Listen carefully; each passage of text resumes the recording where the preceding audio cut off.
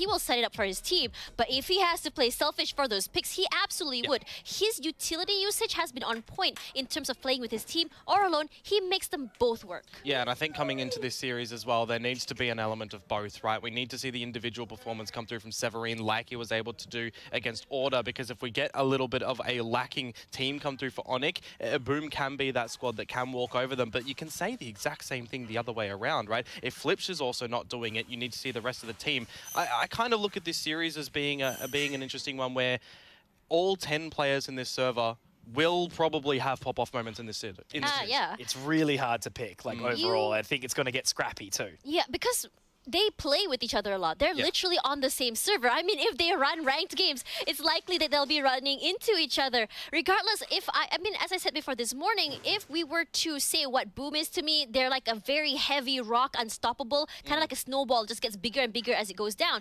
But when you look at ONIC, they're a team that's like as swift as an arrow, very sharp, very straight, very fast. So it's really hard to predict which team can come out on top. Personally, for me, I'm really liking ONIC because ONIC is just a little bit up there in terms of mechanical skill, in terms of ability usage. But what about you guys? What do you guys think? I've gone the other way for this series, actually. I think the Boom, from what we've seen from them individually and as a team right now, yes, they did drop a map over towards Griffin early on, but we still saw a lot more substance from them when it came to the structure, when it came to their aggression on other maps, like that Fracture one that we were able to see. And I think coming in towards this one right now as well, we have two teams that are extremely aggressive. One of them is going to have to slow down a little bit, and I think that Boom are just more adaptable at the moment than ONIC have been. Yeah, absolutely. My main prediction is it's going to go 3 maps. I'll start there. And the only other thing is Order Enjoyer. ONIC G beat Order, so ONIC G is going to win this one, all right? That's where I'm going. It's literally just that. Nah, look, overall, super young team, super hungry team. They've proven a lot recently, and I think they definitely just have a little tiny bit more than what Boom do at the moment. So, what do you guys think? Will this map be heavily influenced by map picks? Because just now's match was, you know, as Kremer and Pavlo said, it was all based on veto at that point. But for this? I think it potentially could be. I think if you're looking towards that 13-1, it probably wants to disappear from this series right now. I don't really think that ONIC want to contest Boom on that map just by given what we've seen, unless they do have something sneaky up their fingers, right? Against Order, it could, you know, it didn't happen, but Yeah. No, I think the maps will definitely be super important in that regard because, again, on the pacing notice that we have seen already, especially if that Fracture comes out, I'm more interested to see what each team is going to be banning themselves. Yeah, true. Yeah, I mean, Fracture looks absolutely scary when given to Boom, but Bind will be the first ban. And why do you think it's very important they take out Bind and Ascent here? I think when you're looking at it, there's a lot of maps here that could be picked from this series completely. And I think maybe the safety net is something that needs to be thrown out here as well, right? Down the middle of the pool, it could be a very close contended series. So I think going to the extremes of the map pool would be something wild. And I think this is as most extreme you can get, right? Breeze into Fracture, as I mentioned. Are we going to get Icebox? It probably wanted to be banned. ONIC going without that. Icebox banned there. So that would have been the spicy 3. Fracture and Haven? Haven, yeah, that would be the last one. Yeah. I mean, when you look at it this way, I mean, when you come back to MYSG scene, Haven is usually the decider most of the time. Yeah. But the fact that we have 2 extremes for the first one really shows the difference or the styles of gameplay between the two. If you look at ONIC, they're very, very aggressive. Not aggressive, sorry. They're very, very sharp with all of their shots. It's very rare to see Monyet really whiff if you think about it. But as for Boom, the way they use their usage is just so great for those really, really tiny corners and just flushing people out. I think this is more a veto that plays in towards the team's strengths more than trying to ban what your opponent's weak against. Absolutely. I like that. Yeah, it works out really well, I think, just for an entertaining series. That's where I'm going to right now. I can't look at that veto and go it favors any side. Breeze, very challenging map in its own right. Fracture, obviously very momentum heavy. And then going into Haven, which I'm going to assume that we're going to end up there, it's a scrap fest, right? Like it's an attacker-sided map on the preference, right? If we see some momentum going, I think we're going to see some highlight plays. Okay, so let's talk about the first map here. Let's talk about Breeze. So ONIC choosing Breeze, I understand why. They're good at their aim duels. They're good at having this really interesting positioning for all those really wide areas. But what can Boom do to overcome that? I think taking a lot of space early. Again, I kind of bring this back towards my aggressive statement that I said earlier. Both of these teams are extremely aggressive in nature, and it is kind of, I feel, maybe in the first couple of rounds going to be who is the team to keep that aggressiveness and who's going to be the first one that is forced into a corner to force to change their game plan. And I keep tasking back to that map that we saw, obviously, against Order yesterday, is how strong ONIC G were, right? Yeah. They were, it felt like they were just 2 steps ahead the entire way. It was almost, exactly right. You know, Order were looking for the flank, they were looking for these defensive positions, and also they looked like they felt like they had a step up, and then all of a sudden they were getting shot in the back, and ONIC G were just everywhere around the map. I think ONIC's main focus around beating Order as well was the contingencies. It wasn't just having one game plan around these sites. It was having multiple different angles, multiple different plans of attack if they lose that opening player. Usually what you would assume that, you know, pro Valorant players would be doing. But ONIC just had those reads early. They let Order walk in towards their domain and they just closed the doors on them. I really like that. Walking into a trap is a really nice way of putting it. And let's see if Boom Esports will be walking into the trap laid by the... Is it a hedgehog? Is that a hedgehog? Sonic? Is that a hedgehog? ONIC's logo? Yeah, it's a hedgehog, Maybe? right? Sonic? Maybe? Yeah, maybe it's a hedgehog. So maybe they'll be run over. Who knows? But guys, Kremer, Pavlos, do you think ONIC's logo is a hedgehog? It probably is, right? They've got one task on this map. They've got to go fast, Pavlos. Yeah, they got to go fast. They got to win this, and of course, being an Indonesian derby, you have to wonder who will come out on top of this, right? These two teams have had a lot of history, A rich history as well. 9 times they've played against each other in recent memory, with ONIC currently leading that 5-3. This is in a series score, not a map score. So there's a very, very high chance that ONIC go into this as favourites, despite the fact that Boom is ranked higher. Kind of an interesting predicament we find ourselves in, and considering we're fighting for that upper finals, it's really going to put a lot of stress on Boom, I think. Yeah, there's a lot of hype behind this as well. Absolutely. I mean, yes, this is the upper bracket kind of seeding, so yeah, there's a lot on the line, right? It's kind of getting you into the top 4 spot approximately. So yeah, no, a lot of pressure on these teams, and I think a lot of them, both of them have kind of been on the rise as well. Both of them have got something to prove in the APAC region in general, and yeah, having a look at the first map, Breeze, you can definitely know that it's going to be a banger. What's quite interesting actually is for Breeze, it's a fairly orthodox setup from ONIC. We're not seeing anything too wild just yet. I am liking the fact we're seeing a KO show up. For me, Flipside it, he's had an incredible performance on KO recently, so he is going to be the player I'm watching out for. I know everyone sort of said Berserks, but I'm a big Flipside fan. Yeah, no, same. I mean, Flip shitter. Yeah, flip shitter. That's the right way to go. But yeah, no, Breeze is a map that, you know, we've seen a lot of like heavy sort of gunfights going on. But, you know, the long distance of Breeze is kind of going to highlight these scoped weapons, right? The operators, your chambers, if you will. So we'll keep an eye out on them more and Famous, Elmi more, like, and Famous. Both of them are going to have, well, potentially a game deciding sort of impact in this matchup. So yeah, let's get this game started. ONIC on the attack, Boom on the defense, and it's ONIC now leaning towards the left side of the map. What I really like is that both of these teams are very, very aggressive, which means that the ability to slow from either the chamber or the KO is going to be crucial here. On top of the chamber, Famous going to take a bit of early damage, but it's Money T to continue his foray onto this B site. ONIC pushing forward, they do have a lot of space. Flip should and Famous though get it all done. Famous will be able to get themselves most of the kills out of this one. And it is Boom, 1-0 in the score. Boom, who hardly break a sweat as well, only needing 2 players to shut down that attack, and done so with relative ease. Flip Shitter, the player I said we should watch out for, showing us exactly why. For ONIC now, the thing is, their win conditions are a little bit more broad than Boom is, because every single player on ONIC has the ability to just show up and tear through their opposition. So for me, what I'm really looking forward to seeing is who comes online, and more importantly, how the rest the team are going to be able to go about enabling them. It's going to start to get very, very interesting, of course, with Boom getting most of their weapons out of here. Super hyped about this one, Kremer. I mean, we've been looking forward to casting all day. Not that the games before it disappointed. We've got a banger to follow up, let's be honest. Exactly. It's all looking very, very tidy. Well, tidy is not exactly the word, but it's all looking neat. In a way that it's looking good. You know? What I really like actually is you look how ONIC have spread for their default. All of them sort of upgrading their pistols a little bit. Of course, the Headhunter and the Chamber. They're just looking for a few kills here or there. It's not one big defined strategy. That Spike's still back in their spawn. A kill would be great here, but what that means for Boom is that isolating players is going to be that little bit easier. Corridor is going to be the main point of contact though, with Blaze King the player to be tested. Blaze King is the first one to get the kill as well. Seems to be a bit of a follow-up. Snake Bite does force him into the corner, which will give them an early frag, and ONIC may be happy with that one, but they left the Spike behind. They're going to have to re-rotate, but importantly enough, look at NC Slasher. Look how deep he's in the defenses of Boom. Deep behind enemy lines, or more importantly, he's cut off all rotations to this A site. For ONIC now, remember, with Sheriffs and very little armor, if any armor, you're actually favoring just trading 1 for 1, because the economic damage on Boom will stack up. NC Slasher, though, needs to be wary of this KO. This duel is everything. Ooh. Well, NC Slasher did nothing. He tried to wrap around, which, okay, fair enough.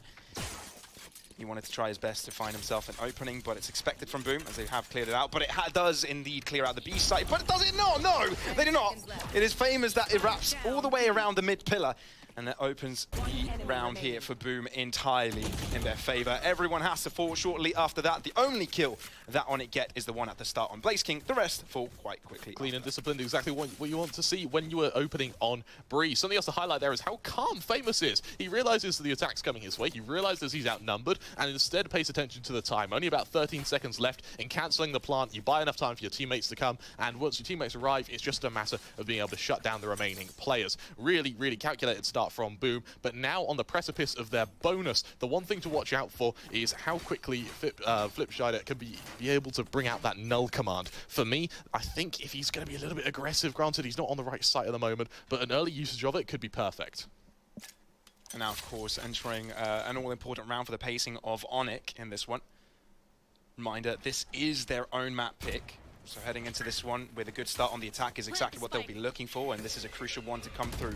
Fairly small attacking piece here. This is toxic screen, and it does allow Monyet to push very fast here, very forwards, and Severine as well from the other side opens things up as Berserks ends up falling, and we're looking at Boom being at a bit of a disadvantage heading into this retake. Bear in mind it is the bonus, so kills are really what Boom are going for here. Even being able to save a Vandal could be perfect. Well, Monyet may be trapped here, Fragment forcing him a little bit forwards, but his team do have his back by placing the toxic screen further. Opening it up, Monyet will try and go for something similar like he did before. Split between two players, and now there's an opportunity for Famous to find even more. Kill onto Shiro, but still, we're looking at a very close scoreline when it comes to the numbers. Fairly equal, but Monyet says no to that, puts ONIC on top, and gives his team the first round. If ONIC weren't if they were just even a little bit less crisp, that could have been a very different round. Monyet and Shiro both very low on HP towards the latter stages of that round, but it does not matter. Keeping 3 players alive means your economy has a chance to flourish, and for Boom, it's a chance to move to your full buy. Famous taking a risk with an early operator. Now this is a bit of a gamble. Look what it's done to the money of Boom. They really need this, otherwise that lead they got off the back of the pistol round is going to be completely mitigated. Both Famous and Flipshitter both kind of one away from their ults, so something to watch out for. And I really want to I actually like the buy of the operator here, because you have the tour de force next round regardless of if you get a kill or not. Now early mid control here for ONIC. Fairly spread out. 2 players spotted towards the left side of the map, right? The dagger has been thrown over from Boom, and it's given them that info. Look at the aggression from the Jet and the Viper here. This is perfect. Boom realized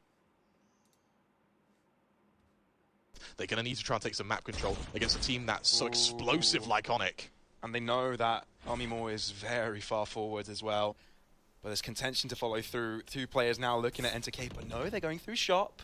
And Berserks has got an opportunity to potentially come for a flank. As soon as Dekpato gives the call that they're pushing, could be an opportunity. Even once Ray with a kill, even has time to draw out the snake bite, even's got time to bring out the gun, but no. The crucial player in this position is Berserks. Do they expect him? Oh, yeah, okay. The guiding light does everything. Gives them the info, blinds Berserks, and gives them the opening to the site. A site now cleared over. ONIC with the numbers. Ooh. Through the wall there. That could have actually done a fair bit of damage, just missing each player. Now the operator retaking here is really not the weapon you want if you're Famous. This could potentially break the eco of Boom, so I assume they'll want to be giving it their best. Famous desperately trying to find an angle to work with, even finding elevators positions, but it's Blaze King first to enter. Shiro will clearly find him as he's stranded onto that site, but being stranded means that he's clear pickies. But Famous thought he missed the first shot. Think again, because he's got a headhunter. Flipshitter wants to push forwards, but no, he cannot do that. And Famous left in a really difficult spot. Operator in hand, a single point of health replenishing from the toxins, but it's not going to be enough for him. The equalizer is found by ONIC. I love how calculated that retake of Cave was there. Really effective, and it shows. It really shows that these teams know each other, and that knowledge means that the second they know Tobotel's there, they know there's probably going to be someone on the close angle. Instant flash from NC Slasher. It's calculated. ONIC, I love this. I was worried going into this tournament that their sort of explosive, flary play style where they just hunt for kills may come back to bite them. In this case, we're seeing some serious discipline, which is kind of filling my heart with a bit of pride, Pavlos. Last player standing. Yeah, it's putting him in a good position. 100%, 100%. I'm just wondering what kind of pacing we'll be seeing today, right? Because so far the match is very fast paced, very sort of, you know, in your face play style. But this one, I expect ONIC to just sit back a bit, and that's exactly what they do here. What I really like from Boom is that even when their economy isn't too great, when they are only on sheriffs, we're still seeing aggression. We're still seeing that tour de force get used like a scalpel to just shave off bits of flesh from ONIC. With money yet down, trying to get onto this B site is going to become much harder. Oh, Famous' rotation is perfect at some point, and he knows there's going to be a follow-up here, and that's going to give him another kill. Yes, Flip Shitter falls. But Famous is still alive, and he's got the most important weapon of them all, and it completely opens things up here for Boom. Gives them a clear opportunity to have double the amount of players alive than ONIC does, and, you know, those rifles are there for the taking. Yes, there's no defensive player to go and pick them up straight away, but having the numbers and having Famous freely roam towards this map might be doing this single-handedly. He's got 4 in his bag. The ace! Famous gets this round single-handedly for Boom. Pavlos, this is how our series is going to start. I cannot wait to see what they have in store for us in just 5 rounds. Famous is now 12 and to a KD of 6. What a way to open your map. And more importantly as well, as we said, they were utilizing him beautifully to send him out to just pick off one player at a time. It's not a particularly flashy ace if you exclude that last kill, but it's positioning, which is everything. And that comes with knowledge of your opponents. We're going to emphasize this throughout the series. This is the 10th time these teams have played against each other. Of course they're going to know each other's play styles. Oh, this is crazy to me. This is crazy to me. I think this is just a clear statement that this is going to be a very exciting game, a very exciting series.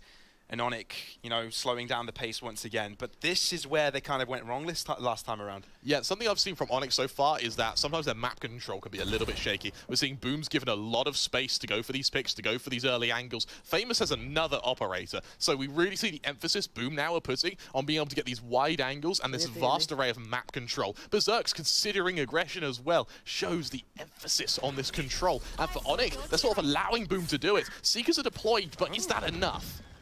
They've also sent a Toxic Stream towards the B site as well, so it's kind of putting question marks in Boom's brains. Is this going to be a B here? Is this a fake? Is this an obfuscation of their movement? And the Seekers thrown towards the other as well causes more warnings.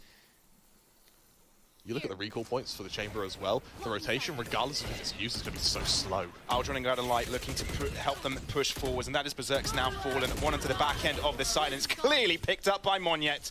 Very nicely done. Blaze King drops as well, over eager to find his team an opening, but it's not quite there. Viper Spit drops, Spike as well. ONIC have got all 5 players. It's got to be a save. It's got to be a save from Boom. You're against the Viper Spit. They've already expended their Seekers and Hunter's Fury. If Boom back off, saving the Vandal and the Operator, you still have something to wield next round. Bear in mind, Flipshitter still has his null command, so retakes are still very much viable once you have a level standing when it comes to player counts. But for ONIC, it's a clean execution, a really solid entry, and a really nice way to isolate, then kill Berserks. It was actually killed by Severine, who didn't have the, who had an inferior weapon. It's just with the assistance of his team, with the fact they were able to just collapse onto each player one at a time, is what really, really aided ONIC there.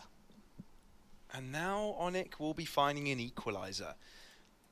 I don't know what you're thinking here. I mean, this is very early days as well in the matchup. This is early days in the map itself, but I think we're already seeing a little bit of a back and forth. ONIC showing their distinct playstyle of wanting to play the macro play, wanting to play around these rotations, already showing a couple of fakes. How can Boom sort of play better around this? How can they dictate this pace? We're seeing a lot of presses for info, but not so much reacting on that aforementioned info. It was just a single, wall from the Viper, and that pulls 2 players so far away from execution. We mentioned the recall points from the chamber were a little bit slow. I want to see Famous continue to do what he was doing when he had that tour de force, which is trying to rotate, and just pick off players wherever and whenever he can. And being a little bit more stagnant, that's what gives ONIC the chance to explode onto these sites. So we're seeing that change of play now. Flipshitter pushing through mid, and look at the angle Famous has now. He's going to be able to take that initial point of contact once the Hound is gone. He's given his position away, and now ONIC, the ball falls into their court. Wonderful adaptation here for Boom, and a clear opportunity for Famous to put himself, not quite in position for a kill. Flash drive coming through. Everybody falls, Monyet! Excuse me? Where do those kills even come from? Boom instantly fall. All 3 players nearby are no longer with us. And it's Decapotal and Berserks now, well, not in contention for this retake because they're just leaving. Pavlos, I think we found our first underestimation from Boom there. They didn't realize how quickly ONIC were able to get onto that site, and that meant for Monyet, he was able to just shut down the relocating chamber and the players who were stacked up with him to try and initiate the retake. That is incredible by ONIC. The entries there on point. What I really like is that Boom are saving, and they're not scared to save. I think they've identified that Famous is having a standout game, so they're continuing to just feed him those operators. The one thing that worries me, though, is that Berserks is yet to kill. He's having a very slow start, and against the likes of ONIC, who are these fast, explosive teams, either Berserks comes online, or we need to see an early timeout from Boom.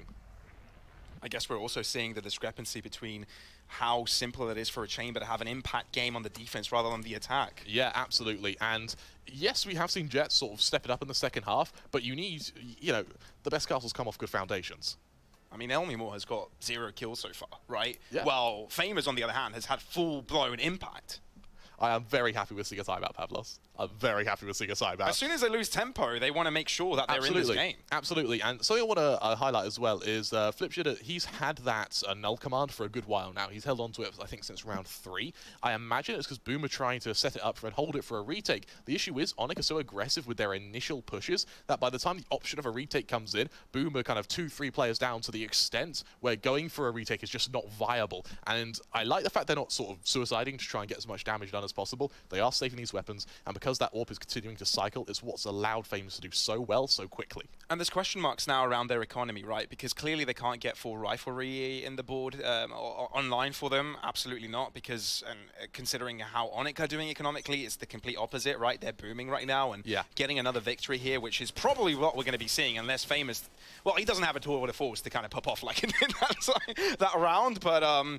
It's starting to get a little bit one-sided in regards to how many rounds in a row ONIC has been getting. What's interesting to me is the fact that they've actually allowed Berserks to hold on to the operator. I think they've realized that, so they need both, I say duelists because, let's be honest, Chamber is that pseudo-duelist. They need Berserks to be able to come online. They need him if they want to win this game. But Munya just showing the pure aggression to swing into an operator who knows you're there. And look, they keep going, instantly opening that door. They're ready to cascade onto this ace site, and we're not even at the 1 minute mark. They've got full control over the A site as well. I mean, look where Boom are right now, stranded to their own spawn, and Elmimore has got all the space in the world to do whatever he pleases.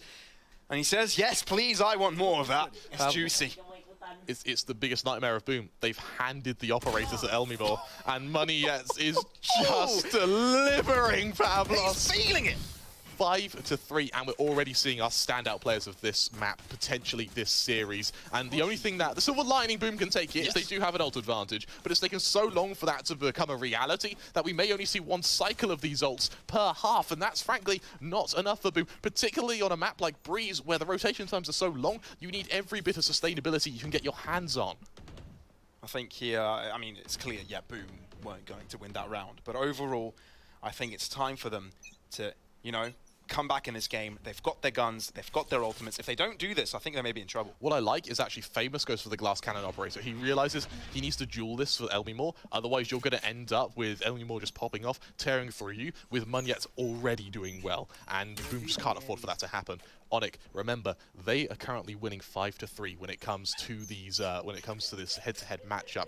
Maybe we've found Boom's kryptonite, and to find it in the LCQ where it matters most, Pavlos, that's really got to weigh on the Boom psyche.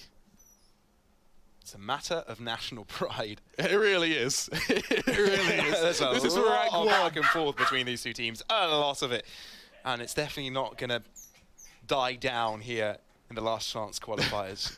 I wonder how loud the Indonesian casters are right now. Oh, extremely loud. Imagine Famous' ace there with Tour de Force, you know, when the rest of the team only had pistols. Yep. Okay, look at this movement coming in from ONIC.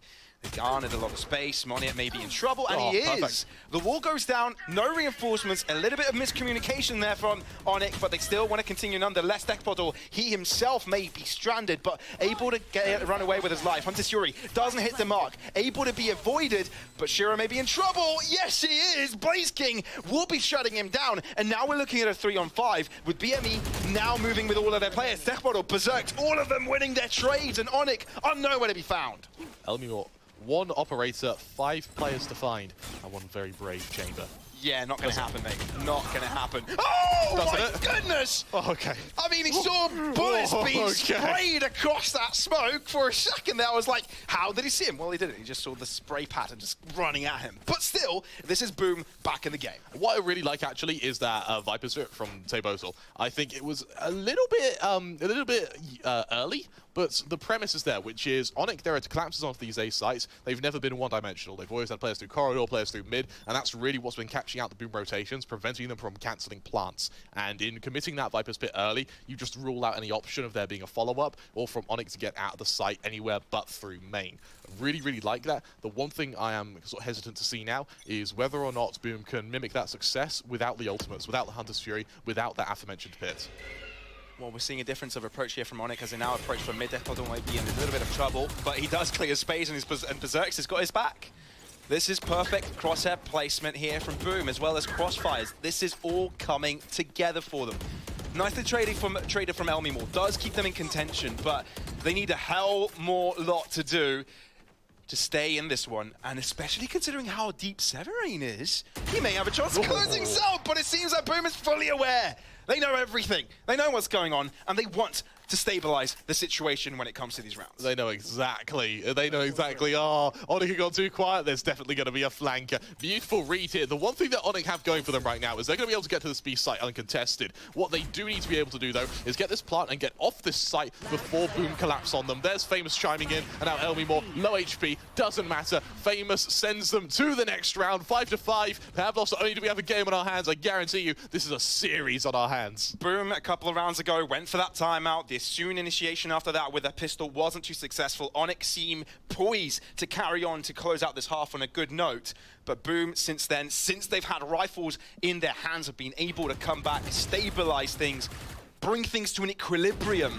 And now there is a good chance of ONIC being behind in this half. They themselves go for a timeout, and they are the ones under pressure. What I absolutely love is ONIC calling the timeout this early. They realize that momentum is everything. They realize they've sensed the shift in the tides, and now they're just trying to use it to make sure that they can get a hold of these next couple of rounds. Now, a 7-5, any side on Breeze is manageable. So it really is going to come down to momentum, savoured at the end of this half and taken into the pistol round. Famous still doing well, slow down a little bit, but not too drastically. The player to watch out for is both Tebotal and Severin. These Vipers have really started to show themselves a bit now, and it means these afterplants are really going to be something to watch out for. Coming into this one, I know there's a lot of expectations for Boom, and I think Famous has been carrying this team on his back this particular half.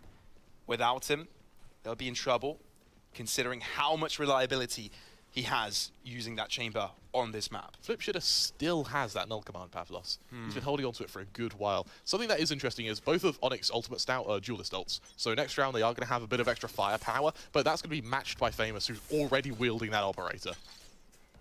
It actually gives room for the double op setup if they want to hand it over to Berserks. Yeah, for sure.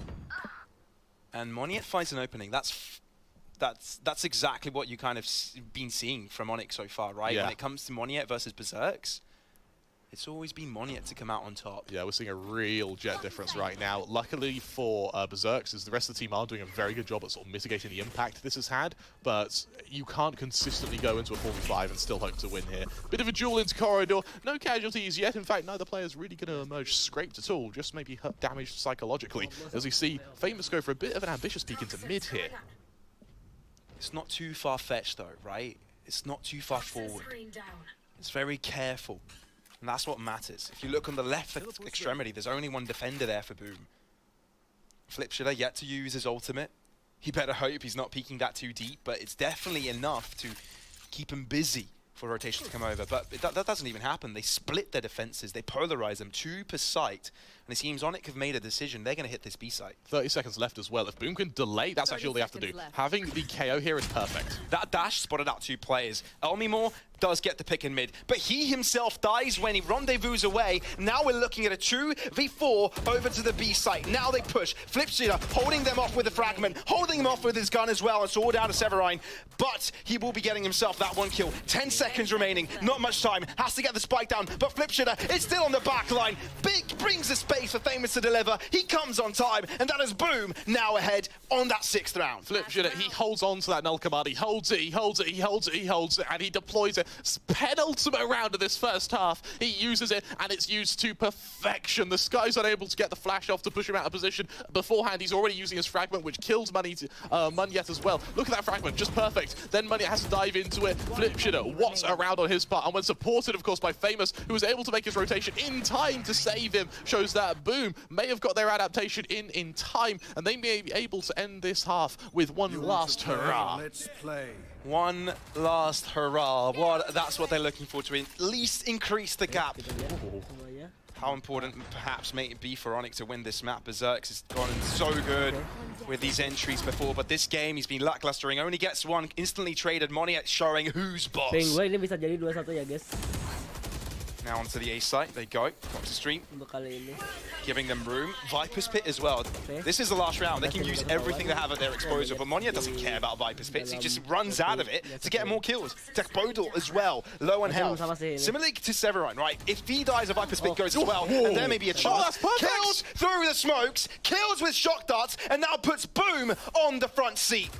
How do they deliver? They've got all hands on the steering wheel, and ONIC is trying to react to it, and they react to it perfectly. 2 kills go their way. Famous is all that remains for Boom. And now the spike can go down safely. Famous, he's got the tour de force, but how can you isolate them, right? They're playing together. They're going to play the trade game. They know what's up, but Famous is even quicker to the trigger. Shiro up against him, shows his elbow, shows his head, but decides against it to do his second time. Switches a position, famously reads it, but it's Shiro to get him down, and it's Shiro to put ONIC on that equalizer. When you're in doubt, when you desperately need a hero, I'll tell you the one holding on for you, it's the Sovas that have come to rise. Really, really strong stuff from Shiro there. And while he doesn't have many kills, it's the impact that you've really got to watch out for. And on the topic of kills, Pavlos, we can't go without mentioning Famous, who has had an absolutely stellar half. I'm getting flashbacks to Kadoom, who did so damn well for Made in Thailand. We've got some of our chambers now who are really looking to elevate their teams and take them to the next level. Now, as we enter this second half, the one thing I'm really curious in is Boom made very big and very concerted efforts to get map control on their defense. I want to see if ONIC is able to mimic that success, or if they can find a way to mitigate Boom doing it when they will inevitably attempt to do it on their attack. A lot of questions to be asked here, and I think one of my main questions here, Kramer, really is how important is it for ONIC to actually win this map, right? It is their own map pick. Later on, we'll be heading into Fracture, then Haven, you know. How does this reflect in regards to the map? So when they've played against each other so many times, you're inevitably going to be having repeats of maps. So yeah. While it would be nice to win your opening map, it's not a win condition for ONIC at the moment. I think that how Boom win it if they win it, or how ONIC win it if they win it, is actually what matters more. And now heading into this one, we can see a clear reflection of those storylines in regards to who is impactful. Famous, 19 kills to 5 deaths, absolutely dismantling considering how close the score has been. He is already on 20 kills on the 12th round, while Elmimore, now it's his turn to shine, right? Now he's on defense. What can he do? It's his time to prove what he can. I mean, it's some fairly big boots to fill, isn't it? But the pressure is definitely there. But under some teams, under pressure, they just turn into those diamonds, Pavlos. And this may be a diamond in the rough for ONIC. Let's see if they can defend Boom, who get ready to assault what is going to be a very fast hit to this B site. Not really, though. Never mind, they go back to mid. Debated. We've been debated. But now heading in towards mid. But you know who else has been debated? ONIC, right? 4 players now towards this B site. Could be for good reason, because now they can have a perfect crossfire. Oh, this is going to be really tough. The Toxic Screen enables them to start to push forwards, but Monia is able to weave in and out of battle without any issue. Severine wants to chime in as well. ONIC to a great start this pistol. Blaze King and Flipshooter are all that remains for Boom, and they have gained absolutely nothing. No space, no kill. Well, they get Elmimore, but apart from that, this looks like a lost round for them. never say never, Pavlos. And so long as Flipshider and Boatskin are alive, I've still got a bit of hope. I'm a glass half full kind of guy. And for ONIC, it has been a very solid start to the defense, particularly Severin, who was able to read that flank through mid very quickly. More importantly, he was able to delay it so that the players on site could focus on main, which meant that they were able to sort of fragment Boom's attack. I like how Boom have gone back through mid, though. They've read the position where the gap in the defense is, and now going through doors. Oh dear. My worry is how will the Sova deal with that? Yeah, well, he's got the crossfire. He's got the right lineup ready, you know. He can even throw a he doesn't even need to take this fight, right? He can throw a recon when his teammates arrive and take the 2v4, take the trades. No reason to get too aggro. He's there to scout things out. Severin now creating a new angle of attack. May even consider go all the way around, but no. Look how far Boom had pushed up, though. Playing around that container, they'll soon be spotted. I reckon Blazer King already has. Flipshitter definitely has now. They're all going to check in this direction. They're all going to start showing their ground. And shock dart at the feet of Flipshitter. And a bullet to the heart of Blaze King will put them to their graves, and it's ONIC with first blood on the second half. Very, very clean round. Something I am interested in seeing, and they did it very well in our first half, is I want to see some early timeouts. Maybe not this early, but next couple of rounds, if Boom end up losing the bonus quite significantly, then I do want to see them start deploying them rather than holding on to them for a little bit too long. When you hold on to them and wait for the perfect moment, usually you end up missing the perfect moment, ironically. So bear in mind, both coaches of both teams are extremely experienced, so I doubt we'll be seeing that. But what's interesting is when you're on your attack, the chamber, as you mentioned, does fall off a little bit, and it falls to the Jets to make up for that difference. But for Berserks, this has not been his game. Neither for Elmimore, right? It kind of feels like it's lopsided, right? The Jet from one team is doing well, while the chamber on the other is doing as such. Doing the heavy lifting. So yeah, this is Boom now dropping to the pistols, obviously. ONIC with a chance to seize control of this game, an early lead, if you will. We've seen this go wrong, and honestly, I think that when Famous is in contention, you have to be a little bit scared, to be fair. I quite like how slow Boom are being. They realize that they've sort of showed their face over on B, they've made a bit of noise in mid, they've destroyed the trademark in A, and it's actually going to allow a free plant here. Let's see if Elmimore can stop it. Oh, the ping's perfect. What a recon dart from the Sova there. And clutch. Even though it's only classics, doesn't matter, you've still got your shock darts, you've still got your snake bites. We may just see Boom back off, play for lineups, and hope to just win via time. It seems they do have plenty lineups, right? Yeah. 2 shock darts, 2 snake bites, they've got it all. They don't have the fragment though, which is going to hurt a little bit, but you should, with 4 pieces of utility, you should have enough. Now as they start to move in, there's a good chance we may also see movement coming in from mid, but they're just going to hold on to that spike diffuse or hold off for a little bit more, but they've done the halfway job. Right now the bullets can chime in, now the better weapons can do the heavy lifting, and there's no more utility to be used for them as there are no more players either. Flipshitter can only watch in anger as his teammates fall, but to be fair, it was a tall order. ONIC secure it. You're right, Palos, it was only an eco, so don't look back in anger, I've heard you say. And so for ONIC, I'm really looking forward to seeing if there's going to be any response on their bonus now. Can Sally wait? Exactly, we'll have to see, because they haven't actually gone for Bulldogs on their second round. And we've seen a lot of teams sort of bring in kind of 1-2 Bulldogs for your second round buy. So when you end up playing your bonus, you still have a little bit of teeth behind it. In this case, the Spectres mean we are going to be seeing some fairly close plays. I wouldn't be surprised if we see ONIC actually go for a concerted push to try and get map control, for instance in corridor, potentially in mid, just to try and limit Boom's capabilities at long range.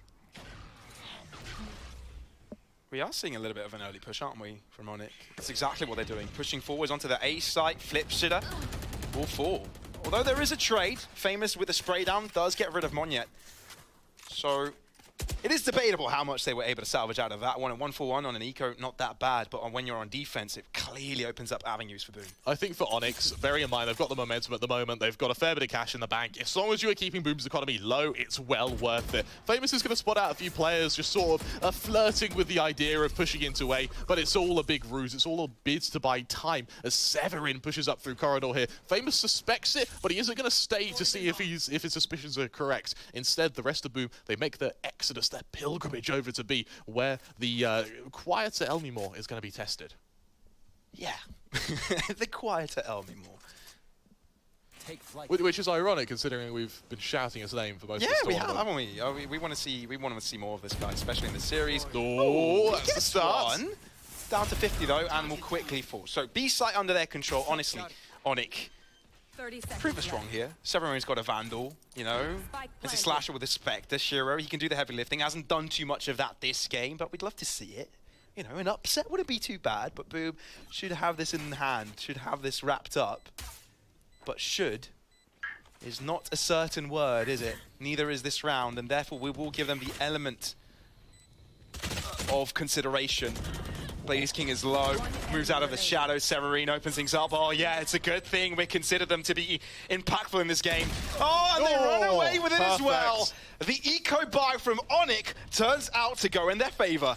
There you go. I love how they're able to give the defuse as well to Severin as well. That gets the early Viper's Pit, and that's pretty much going to secure double digits with Boom going to the eco. Boom need a timeout. I would imagine they get one called in now. Something I really, really love is the fact that we saw ONIC be so methodical with that retake. Every bit of utility used to zone out players. That counter Viper's Wall as well actually came back to bite Boom. And you mentioned kind of ONIC being the underdogs here. Honestly, and yeah, the potential of an upset. Honestly, these teams are so evenly matched. Yeah. There is no underdog, frankly. It's about this for me. It's the closest series we've had. It's going on paper the closest series we're going to have this tournament. It probably, like on paper, it should, right? Oh, yeah, well, we've seen some close games, and especially considering the games we saw today. Yeah, as Q was in that saying. lower bracket. You know, this is upper bracket. It's not as squeaky bum time as those ones were. Okay, what an opening there. How many Sheriff kills will we see this game? That is the question. A site opened up. Spike will be going down. And ONIC now need to organize their retake. Yeah, I actually don't like this buy from Boom. I feel like I'd rather see them just go to Sheriffs and then use that extra cash next round. But it seems it might work at least for a little bit. It may be diffused halfway. Monyet wants to get up in their face. No one falls from ONIC yet thus far, which is important. Snake bites are being lined up, but it being at diffused halfway may not be enough of damage to kind of stop them in that regard. Lime is doing all he can. Oh! Okay. Straight through a gap that was a pixel wide and gets a kill. Do you remember what I was saying? He's having a fairly quiet game. Pavlos, yeah, I'll take it back. Oh, I'm sorry. I apologize directly to him. What a round from Elmimore. And Boom, that second half timeout really needs to come in. There you go. It's, for me, one round late, but you are moving to your full buy, so you do get a chance to prepare for that. And in terms of executions, what I want to see is Boom right now really like playing the lineups. They like getting the spike down and just getting off the site. I want to see a little bit more aggression. I want to see him try and take Orange, or try and even take Pillar, or try and even have players in mid to lurk. We haven't even seen lurkers really come into fruition on their attack yet. I know what you mean, because I mean we saw ONIC do the exact opposite. The thing that you want to see from Boom do, ONIC did that previous half, right? You had Monyet pushing forwards with the assistance of NC Slash's guiding light, Severine also helping out with the toxic screen. A very coordinated ONIC squad, and it kind of shows why they've picked up this map. Something to look out for as well is look at the ult management from both teams. ONIC, they've got 3 available. They're about to get Monyets as well. Granted, Blazer may not have too much impact this round, but the Viper's Pit and the Seekers definitely will. Over on Boom, the counter Viper's Pit is available. Flipshooter has that null command, but we've seen from the first half, Flipshooter, he really likes to hold on to it until the absolute optimum moment. Right now, I don't think Boom have enough time to wait for an optimum moment. Yes, it's only a 4-round differential, but ONIC, they have momentum, and as we've seen from these Indonesian teams, once they have momentum, it's so hard to break it. And now we're starting to see Boom's reliability and famous as well on that previous half. We're still seeing him at the top of the standings while the rest of them falling flat a little bit, and that is giving ONIC a mile in their confidence. Fracture being next, of course, isn't all means to an end for Boom at all, is it? It's a tough call. But with this buy round coming in and economical discrepancies across the board, you know how important this round could be, and the opener is even more important, right? Famous on top, no damage taken from the Boom side, and now they've got clear alleyway to move in to the A main position. Yes, there's a trademark there, but it may be too late because there's also infiltration onto their back line. ONIC seems split. If they can get picked off one by one, that would be perfect from Boom, and it looks like it's exactly what they're going for. But look at Monyet, he's on the flank. Watch for your back, Boom, and I don't think they're watching it. Oh, he misses a shot. Monyet, you can't afford that. NC Slasher takes advantage of the chaos, picks up a kill himself, but Monyet can't survive for too long. Boom recover with the kills. They're all across this site, and they're not allowing ONIC to move an inch.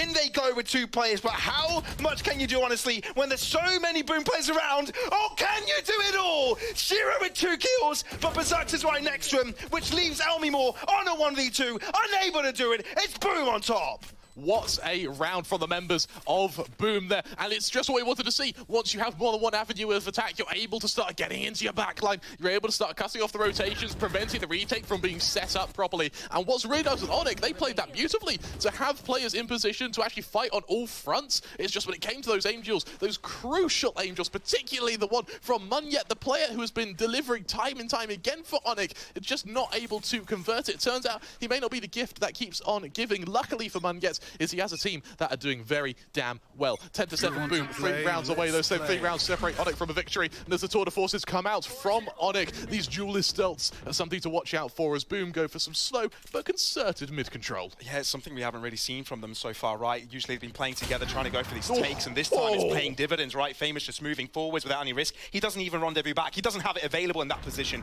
He can only just go forwards. Press W. Berserk's maybe there for the reinforcement, but he's holding back himself. Look how NC Slash has pushed up as well. He's in the middle of 2 attacking players, and he has no clue. Oh, he's been spotted now. Oh, but he gets 1 kill nonetheless. Famous is able to trade back, which keeps Boom on top, while Severine is pushing forwards himself, makes noise by running, and Flipshitter spots him. Chaos. This may actually turn into a false positive now, because you've got Shiro and Lemmy who are both in positions to expect a push. The tour de force misses, and now Shiro knows the attack's coming to this B site. The issue is, how quickly can Elmimore get there? Is Shiro going to have to do this single-handedly? He's simply outnumbered. On paper, this shouldn't be feasible, but if he can slowly try and pick them off one by one, that's the first, and there's 3 more. This is feasible, palatable. 30 seconds left. Spike going down, Elmimore now in the fray. Oh, we know they're good at these. We know they're good at these retakes, and they're definitely going to give it a go. There's a Hunter's Fury available. Shock Dart to the side, barely doing any damage, spotting out the first player, but it's Blaze King to start things off strong. Elmimore gets caught with his back to his opponent, and that means that Boom are still in this game. For me, ONIC now need that timeout. It's that shift in momentum, and as we've seen, that momentum is so important over these last couple of rounds. And something to highlight is ONIC, even in rounds where they're outnumbered and having to retake sites, they're able to make themselves look so big. They're able to puff themselves up so much because their utility usage is just perfect. We go into this next round and look at the ult manage from Boom. It may not be required because the buy from ONIC isn't great, which makes me suspect the timeout, if they lose this, is going to be next round. But you notice you have that Viper's Pit for the buy, you've got that Hunter's Fury for the man advantage, and should you end up having to drop to an eco, you have that Blade Storm on Berserks. Boom really couldn't ask for a better position right now. I love that you said where, you know, they're building themselves up, making themselves look big. You know, when I said like a bear, I should have said just like a hound. I mean, look at their logo. Well, Monia, what an entry, man. Like, you've got a Guardian. Relax, mate. Relax. Your team's on an eco. You don't need to do the heavy lifting Lime as well. Trades his life. And their defense is looking even more comfortable. Now Boom are split up. They take the extremity of their previous tactic and are falling victims to ONIC's positioning. What I like is the second ONIC have realized that this round is winnable, they've then started deploying the Viper's Spears. And Shiro as well. Doesn't need the kill, he needs the info. And he gets it, right? He knows exactly where Famous is. He's got the recon as well. Just by shooting at it, just reveals where Famous is. Viper's Pit towards the A site, and Severine is hiding within it, which is a vital aspect of this, because there could be a clear pincer maneuver once they enter this A site. Famous holding back the rotates, that is perfect. Equalizing the playing field. Boom now with players as well as weapons, seize control. And ONIC may be in big trouble. We haven't seen Severine come into the fight just yet, and he's only got a Marshal. No way he can take Flipshitter with that gun. Not anytime soon. Monia, he's gotten the first kill quite spectacularly, but it will be a spectacle if he's able to uncover the 3 that remain, especially when the spike is planted for all 3.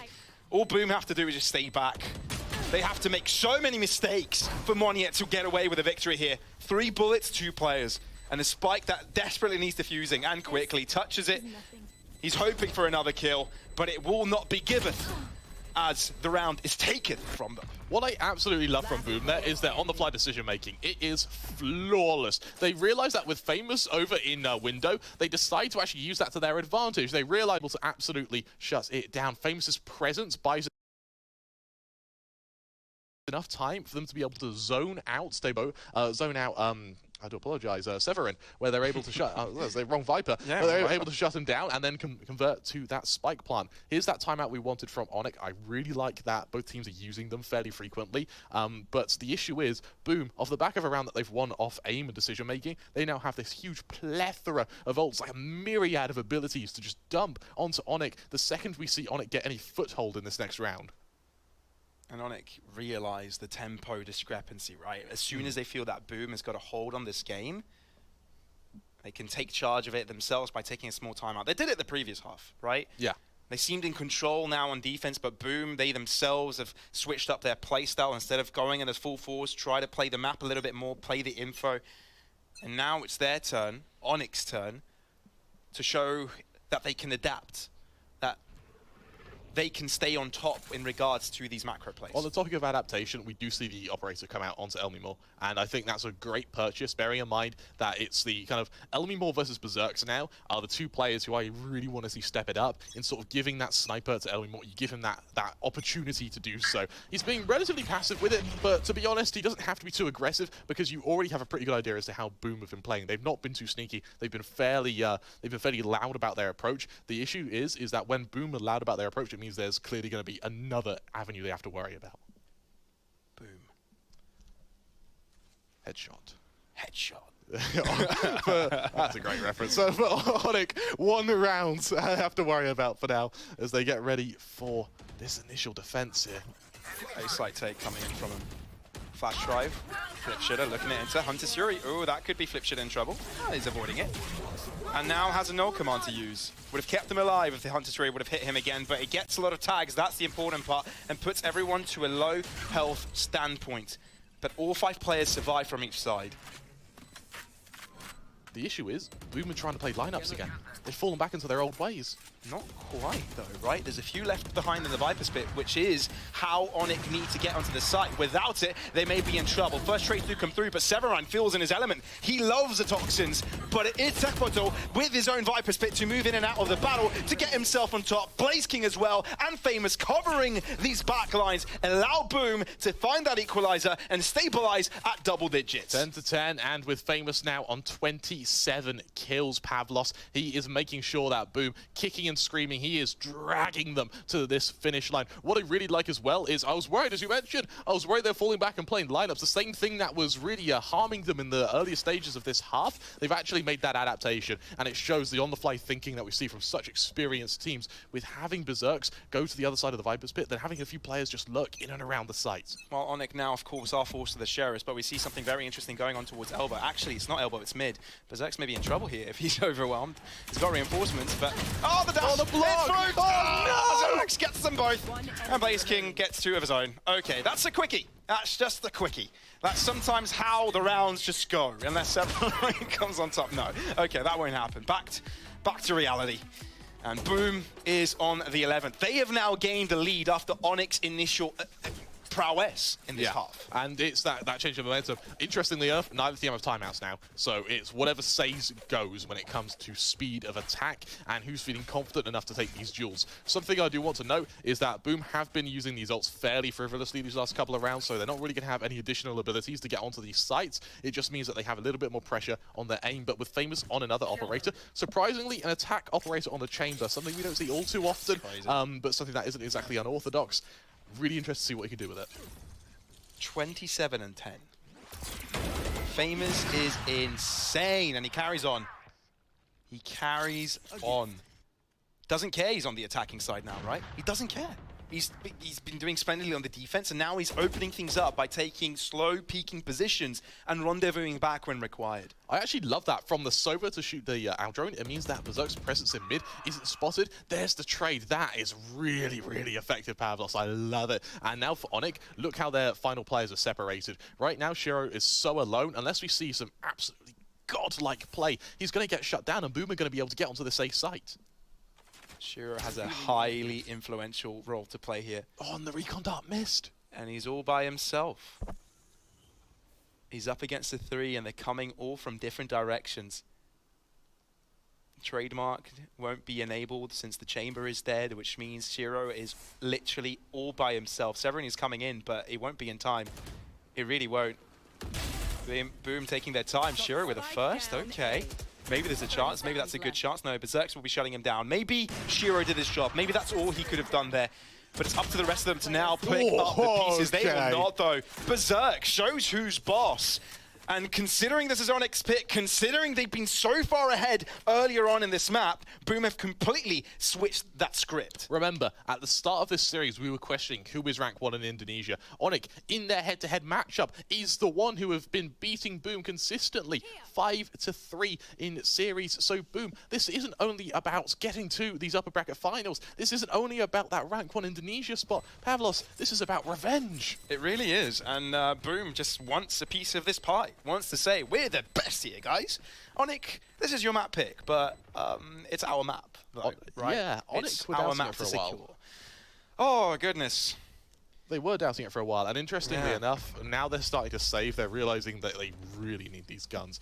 They're just a moment away from losing their map pick, Pavlos. And for Boom, this has been a solid performance. Yeah, no, the Hounds have definitely figured out how to deal with those prickly things on the back of that Hedgehog. And they're taking over. They really, really are, little by little. And now it's map points on their opponents' map pick. So it's ONIC with everything they've got to try and keep them in their game. You're right, and interestingly enough, ONIC actually do have a bye. It's certainly not pretty, but Elmimore is one away from a tour de force, so he is going to be able to just get that ult point and hopefully get it out as soon as possible. Munyet is going to be able to bring out a Blade Storm, so it's not like ONIC are undefended going into this. It's just the momentum where they're really lacking. Boom, look at the cash they have in the bank. They're going to be more than happy to play out the rest of this map. Munyet going aggressive, though, is going to give a lot of information, and I don't think Flipshit has heard this. Here. He gives the info about the trademark and goes all the way around to Cave. Oh, no, check your right. And he doesn't. That's Flipshit on top, and so is his team. Look at the rotation this has caused as well. The Chamber moves away. The Sova now gets wary of mid. For Boom, they only really have 3 players to worry about should they assault this B site. They're actually playing in the dark right now. Since that hour join, it's been a few seconds that they haven't been given info. What a kill. Just perfect. How does ONIC react now? They're spending an extra player. Shira heading towards the A site. Does this opening things up towards the B? Maybe the next place in contention is going to be Elbow. NC Slasher has to come out on top here. Has to get themselves the kill, and he does. But all the rest end up falling themselves. Boom, coming on top here. B site, A site, mid, everything is under Boom's control, and so is this map. What a round from Flipshitter as well to end there. Getting 1 kill was perfect. That buys you enough time. Getting that 2nd kill as well is what causes the rotations. To get the 3rd, that's just round securing, and it's with the guarantee, it's with that confidence do we see Boom elevate themselves to take ONIC's map pick 13-10. It looks so good for ONIC that second half, right? Right at the start, they were just hitting their shots. They had the good retakes. Boom sent to fall apart. They took a timeout, and after that, everything went smooth sailing for them, right? There was wind in their sails, and they were able, with momentum, to take down ONIC. What a performance. What I really like about this matchup, and this is something for sort of newer viewers when it comes to Valorant, is this really shows momentum. Well, guys, this has been an epic matchup, but there are more to come. Fracture and Haven after this one, so we're throwing it to a small break before our analysts are here to break it down.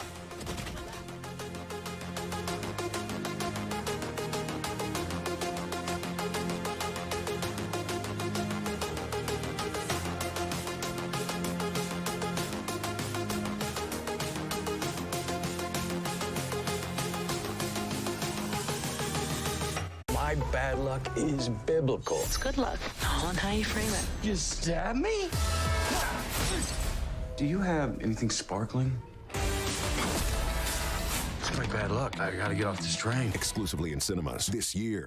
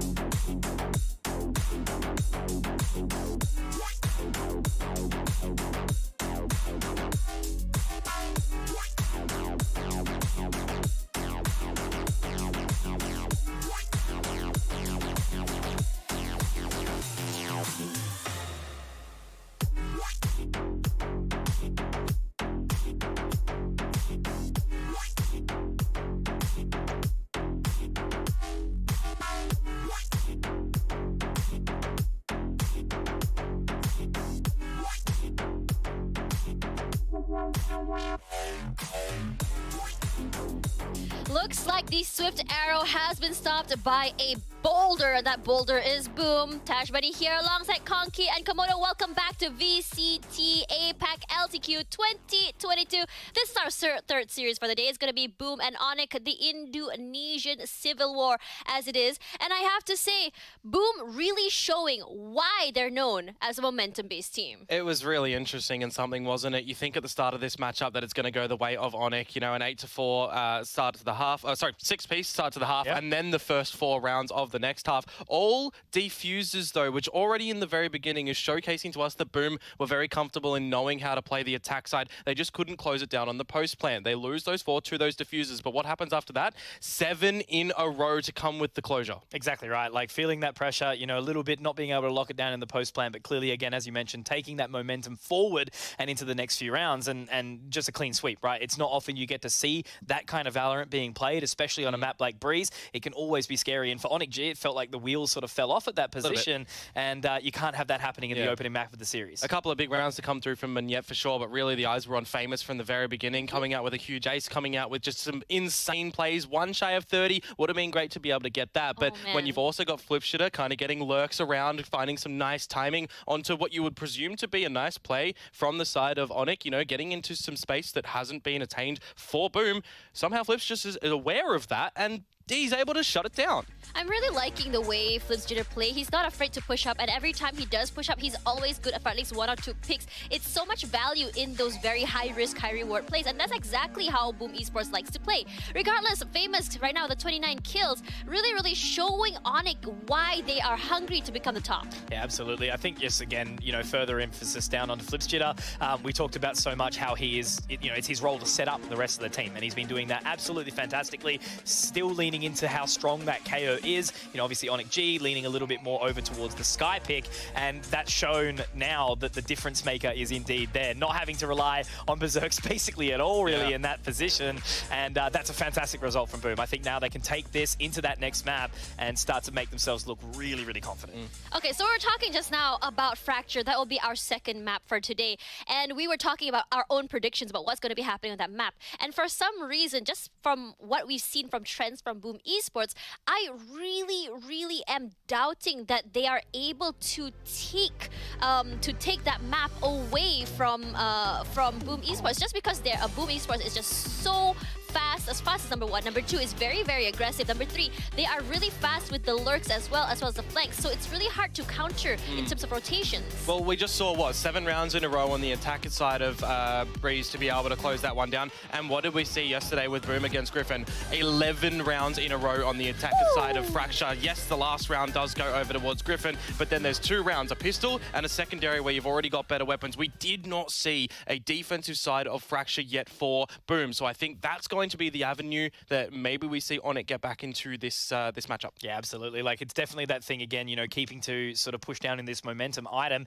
dragging that map pick through ONIC G's, losing it out on Breeze, and then diving now into Fracture. Like, I think it's just a super scary prospect to be fighting up against. The team is hungry, the team is confident, and I know the chat would have been popping off as well. I don't doubt it. I mean, when you think about Indonesia, every time their support for their team is just huge. Beyond next level. It's one of our most watched series, I believe, and I wouldn't be surprised if right now the chat is absolutely popping. So right now, I hope that the chat or you guys at home can be writing in the comment section right beside here or down there.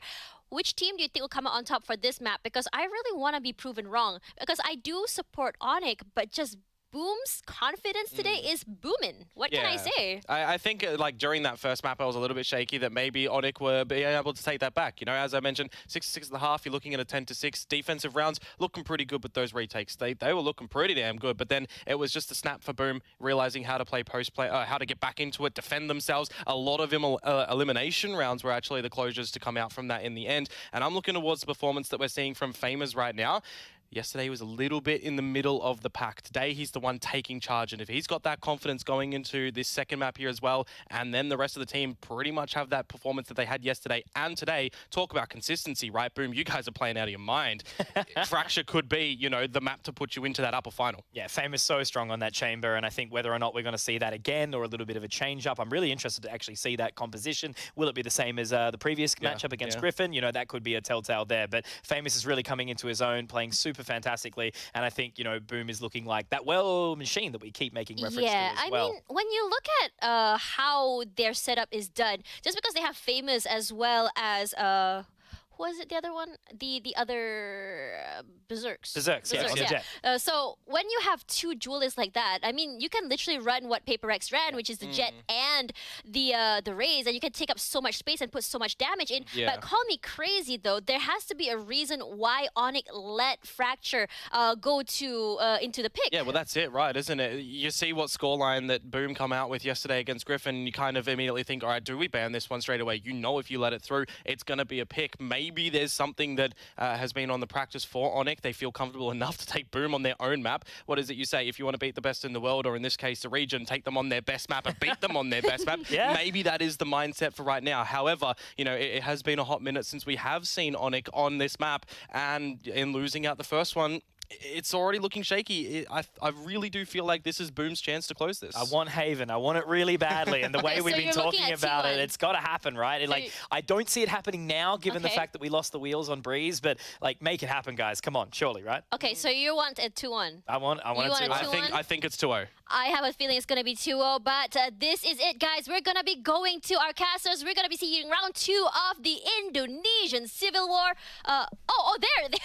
They're looking for ONIC. They're looking for ONIC. Where were they? Guys, did you find them, guys? No, that's... I don't know. Nowhere to be seen. Nowhere to be seen. I don't know.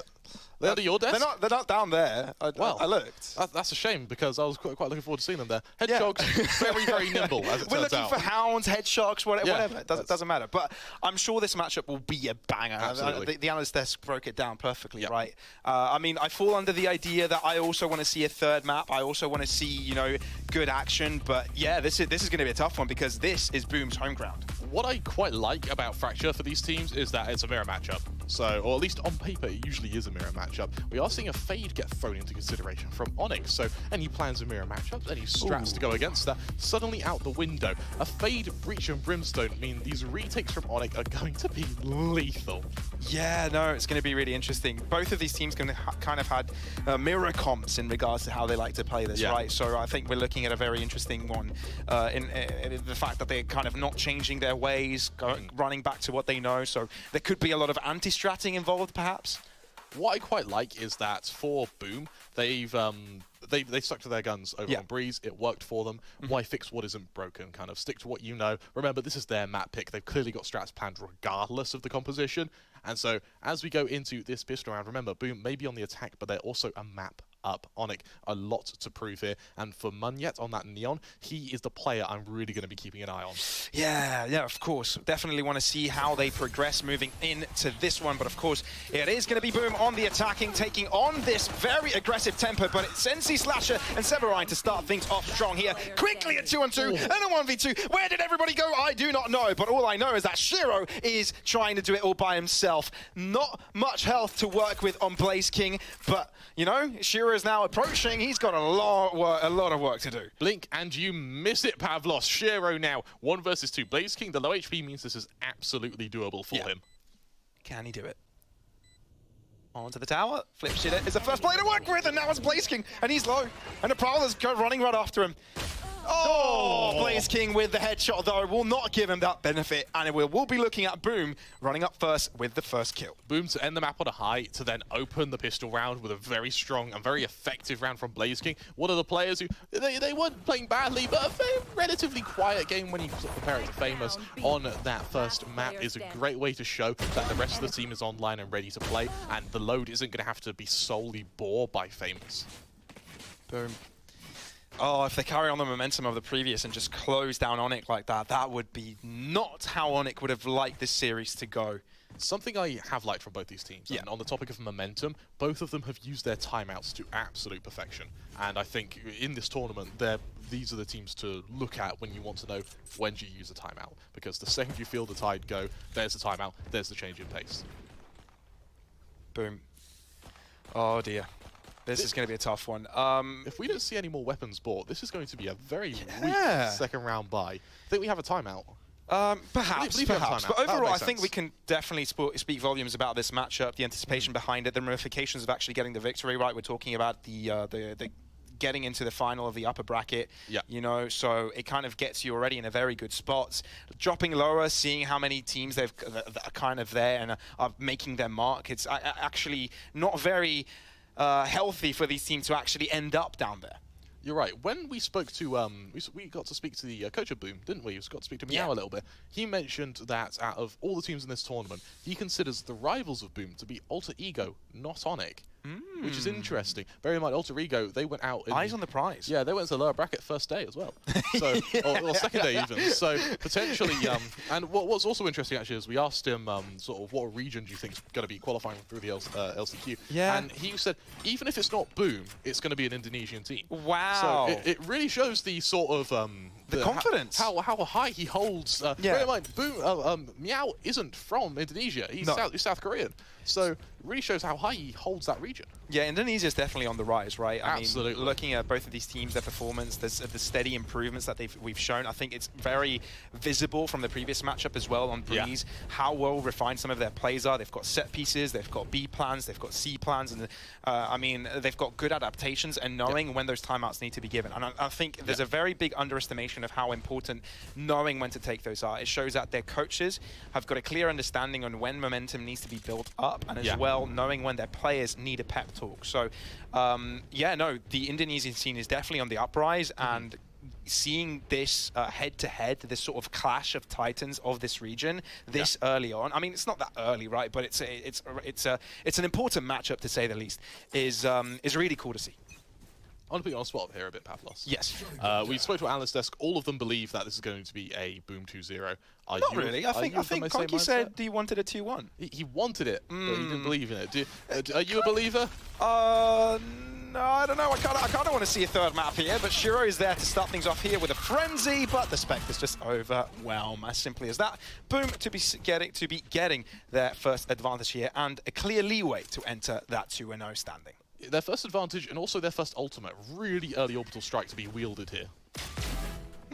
Severine looking to get some orbs onto that Rolling Thunder as well, but it's just the one. Ends up falling. A couple of kills going their way, not too bad, but I'm sure if Shiro can find a third, it would be even better. Yeah, I think your threshold for Eco is 2 kills is good, 3 kills is great. And they get a third. It is great. 23 points of health, not many bullets on the Frenzy, and it's Blaze King to shut him down. 3 kills for ONIC, not that bad. Blaze King has started this map beautifully, Pavlos. If he can keep this up, then we might be seeing him, I'm going to call it, I'll dub it as pulling a Famous. I'll have to see if he can, though. Famous actually, uncharacteristically, quite a cold start, but it's the Neons as well that have also had a fairly slow start to the game, and it's actually the Neons, for me, which are going to be the true difference maker in this map. Yeah, but we kind of see the Orbital Strike perhaps to be used this early, right? You've got that early piece of utility. Do we want to use it on this now third round that ONIC have their buys, or do you kind of want to use it the next one? I kind of want to see them save it for the next round. I think it's situational. If this suddenly really works for them, then I'd love them to use it this round. If not, then just play passive. Very nice avoidance of the play that happened towards the upper side of the map with a pincer coming in through both Dish and Arcade. But at the end of the day, the A site can be taken over by Boom. A site granted, spike down. And even though Flipshitter's attempt under the zip line to escape, wasn't quite able to do so. Now they can play the close angles, and with Orbital Strike maybe have a chance on that post plant to keep their spike to explode. ONIC though don't want to keep that going for too long. They themselves starting to push aggressively, hiding away, looking for those angles. Sheriff doing so much for Famous. God! Famous is pulling a Famous, and he's putting his team on top. We're still looking at a 2-on-2 where there's an Orbital Strike. It's right on time. They're pushing forward, but they get out, and they get both kills. ONIC stay alive. They revert the impossible and get themselves their first round in this map. What a round, and what a way for ONIC to find their first. Yes, it's off a bye round, so yes, it was certainly laboured in getting there, but you've baited out your orbital strike, and more importantly, you've shut down Famous, who for a moment there looked like he was going to have a career-making round. Wow. I love that you mentioned pulling a Famous prior to this round. Prior to Famous pulling and then Famous. just did Famous things. Blaze King, imagine if he would have got on those kills. That Orbital Strike, if it was placed a little bit more forwards, it could have done so much more damage. But, you know, with a Neon, with the Stim Beacon of the Brim as well, you just go so fast. You just get out of there so quickly. And, yeah, now it's time for ONIC to get a buy-in. They use their ultimate, but you know, how much did they get in return? What's interesting is that ONIC, they took a lot of casualties. Their buy certainly isn't up to capacity yet. Bulldogs, Judges, Guardians have to come into the mix here. But is it enough to stop this hit to be? The Null Command's certainly going to level the playing field. Ooh, Severin just pushing through the fragment. He just doesn't care. He wants these kills. It doesn't pay you off well, but sure, finds space to put that Bulldog to good use. Famous, of course, can perhaps be resurrected. Aftershock is creating more space for them, but Monia is just lurking through smokes. And so it's Flip Shooter, but it is Monia to get the best of them. So aggro himself. Why is this so close? Why is no team finding any comfort? Really, ONIC does not want to give them space. And the spike hasn't even gone down yet. Incredible. Monya repositioning. Main entry for Elmimore. And Blaze King is just waiting for the right moment to help his team, his teammate Techbudle, to get the spike down. The lineup is there. Oh, what a flick. Oh, Elmimore is feeling himself and Techbudle with all to do. Everything has to come down to this guy, out into the open. Oh, but he flukes the shot, and that means that Monya puts him to his grave and gives ONIC the equalizer. Monya has now realised that pulling a Famous is something that only Boom can do, to which he took exception. 2-2, ONIC now equalising both rounds off the back of Monya having an incredible little... it doesn't have to be a huge amount of kills, but it's two really high impact kills in both rounds. Really, really solid commitment here. And the fact that you're able to make up for the fact that Tebozal did such a good job at getting tower control was really, really effective. Now, ONIC being able to sort of respond. They didn't respond cleanly though, so the momentum is still up in the air, which is why we're seeing the timeouts get held onto for a little bit longer. The one thing that goes against Boom now is, yes, they have a Rolling Thunder, but I don't think they're going to be able to use it when they've only got Spectres, Frenzies, and kind of a garage buy to try and assist them in what is going to be a very fast hit away. ONIC are aggressing themselves out of that B main position, but it is Boom that is reacting very quickly themselves and want to attack this A site directly. Aftershock comes towards Elmimore's direction, ends up killing him. I don't think he respected the distance that Aftershock could cover. Now Severin may be in trouble himself as he's being challenged on the backline. Boom don't only care about getting the spike down. They want to take all space control to deny this retake. But Monya and Severin might be bringing themselves back into contention. That's exactly what they do. And we're now looking at a 2-on-2. Orbital Strike versus Rolling Thunder. And it's the Rolling Thunder to catch both of the defensive players of ONIC. But they know they're being challenged. Door is open. Techbudle looks to fall back to the help of his teammate. Faultline could be on point, but both players avoid it. Both players avoid it, but you cannot avoid the hot lead of the attacking players of Boom. They're the ones on top. They're the ones on that third round. What's a round from Boom there, and they won that with their utility Pavlos. That was a victory with equipment rather than with gunplay. I love the fact that we saw Tebozal be able to drop that after shock. It is able to catch out the Tour de Force, which only gets one round off through a smoke. Followed up by a Rolling Thunder, which mitigates the effectiveness of the Orbital Strike, means that the counter utility for Boom was perfect. They didn't have enough utility to match ult for ult with ONIC. Instead, they used what they could to, rather than go ult for ult, go blow for blow. Now we see the guns really start to take effect. It is a weak buy from ONIC. Shiro having to drop down to a glass cannon. Sheriff, Munya as well. Ready with an overdrive, but he doesn't want to use it yet. He wants to see where Boom have set up. And with the push going past Dish, this is going to be identified by Flipshider. And now he's going to wait to see how ONIC reacts, realizing that back line of the map is completely clear. Yeah, Flipshider is on his own little journey here, isn't he? And yeah, as you mentioned, ONIC, you know, taking a lot of space to the upper side, it means by process of elimination, they can only be in one other area. Trademark to the A main just indicates that it's a high chance we're looking at a B execute from that main entry as well. But they all go to that lower pass. And oh dear, okay, the shot does come through, but who gets the first kill? It is going to be Severine to die instantly. Flip Shitter to open things up here for Boom, but how do they rotate around it, right? ONIC with 3 defenders, remember. And the rotation from Elmimore is approaching as well. They have to be quick with this one. They have to be very fast. Shiro trying to open things up, but he ends up falling out into the open. NC Slasher, where the Spectre gets a double. The slide by comes through. Money at forwards. Tekbono on top. Flip Shitter joins. It's Boom that come out with the dub. Business is booming for Tebotol right now, who is having a really, really strong map. And while he's only just doing better than Blazeking when it comes to frags, Tebotol's impact in both the kills and utility usage right now is absolutely stunning. Really, really nice job to mitigate the effectiveness that NC Slasher had there in being able to just dance around that site. Taking the Neon with him as well means that for Flipsider, it's a very easy shutdown. Boom, they lead 4-2, and as you set your gaze to ONIC, you gotta wonder, how are they gonna be wielding these ults? Because for Bunya, that was the ideal time for that overdrive. Now it's not being used. When is the best time for it? Because Berserk is one of his own to counter it. Oh, Rolling Thunder straight out of the bat. It means they want to play aggressive here, but has a concussion come out in return to kind of stop them from pushing? That really wasn't too worth, was it? Rolling Thunder for an exchange of 1-for-1, and the push is still commencing from Boom. But when there's a crossfire like this, it might just be worth it. Overdrive enabled, just why the hell not? Just put them to their graves. ONIC with a statement. They're not willing to let Boom run away with momentum.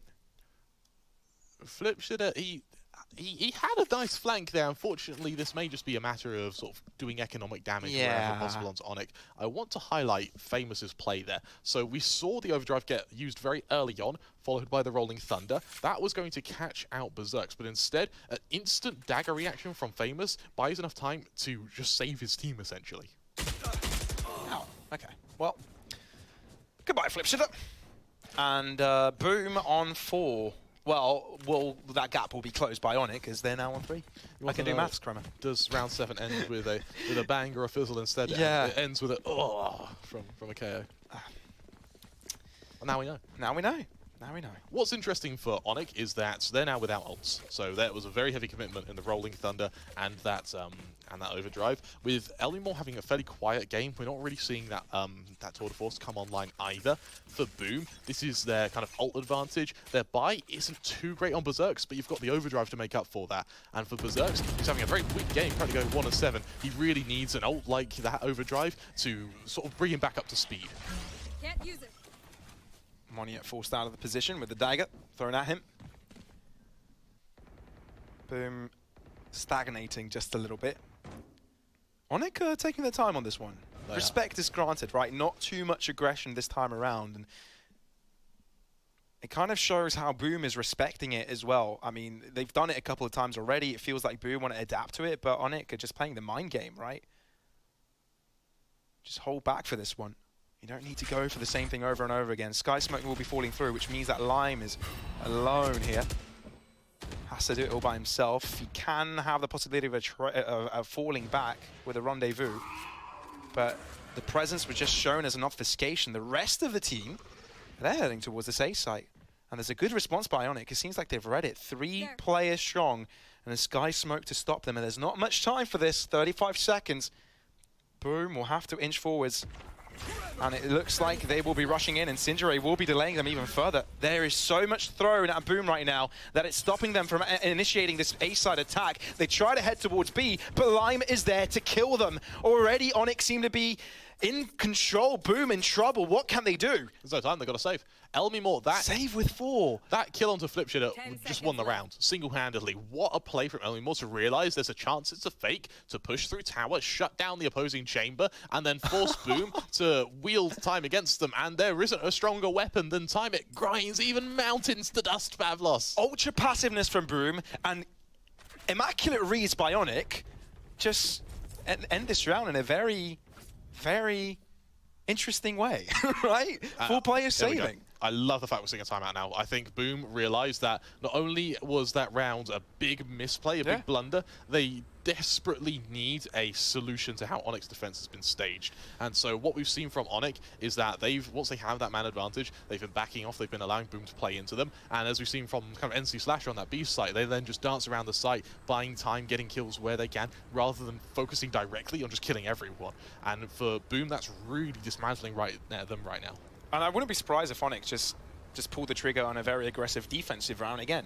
I mean, right? It's been working for them, It's going to mess with Boom's head because the one before didn't happen. So Boom are probably going to say, all right, let's play this one a little bit. It's a big mind game fracture, isn't it? What I think is also pretty strong from ONIC here is if after the timeout, they then win the round with a good read, that is going to really, really weigh heavy on the sort of stratagem of Boom, and it's going to really put some strain on the IGLs, even more so than what was on Breeze, which, let's be honest, Pavlos, that was a game of chess. And the games of chess are not what we're used to in today's matches, is it? No, not at all. Shows a difference in perhaps caliber or play styles of these teams and now in the upper bracket to remain. And the fight is still on. It adds an extra layer of skill to both these teams as well.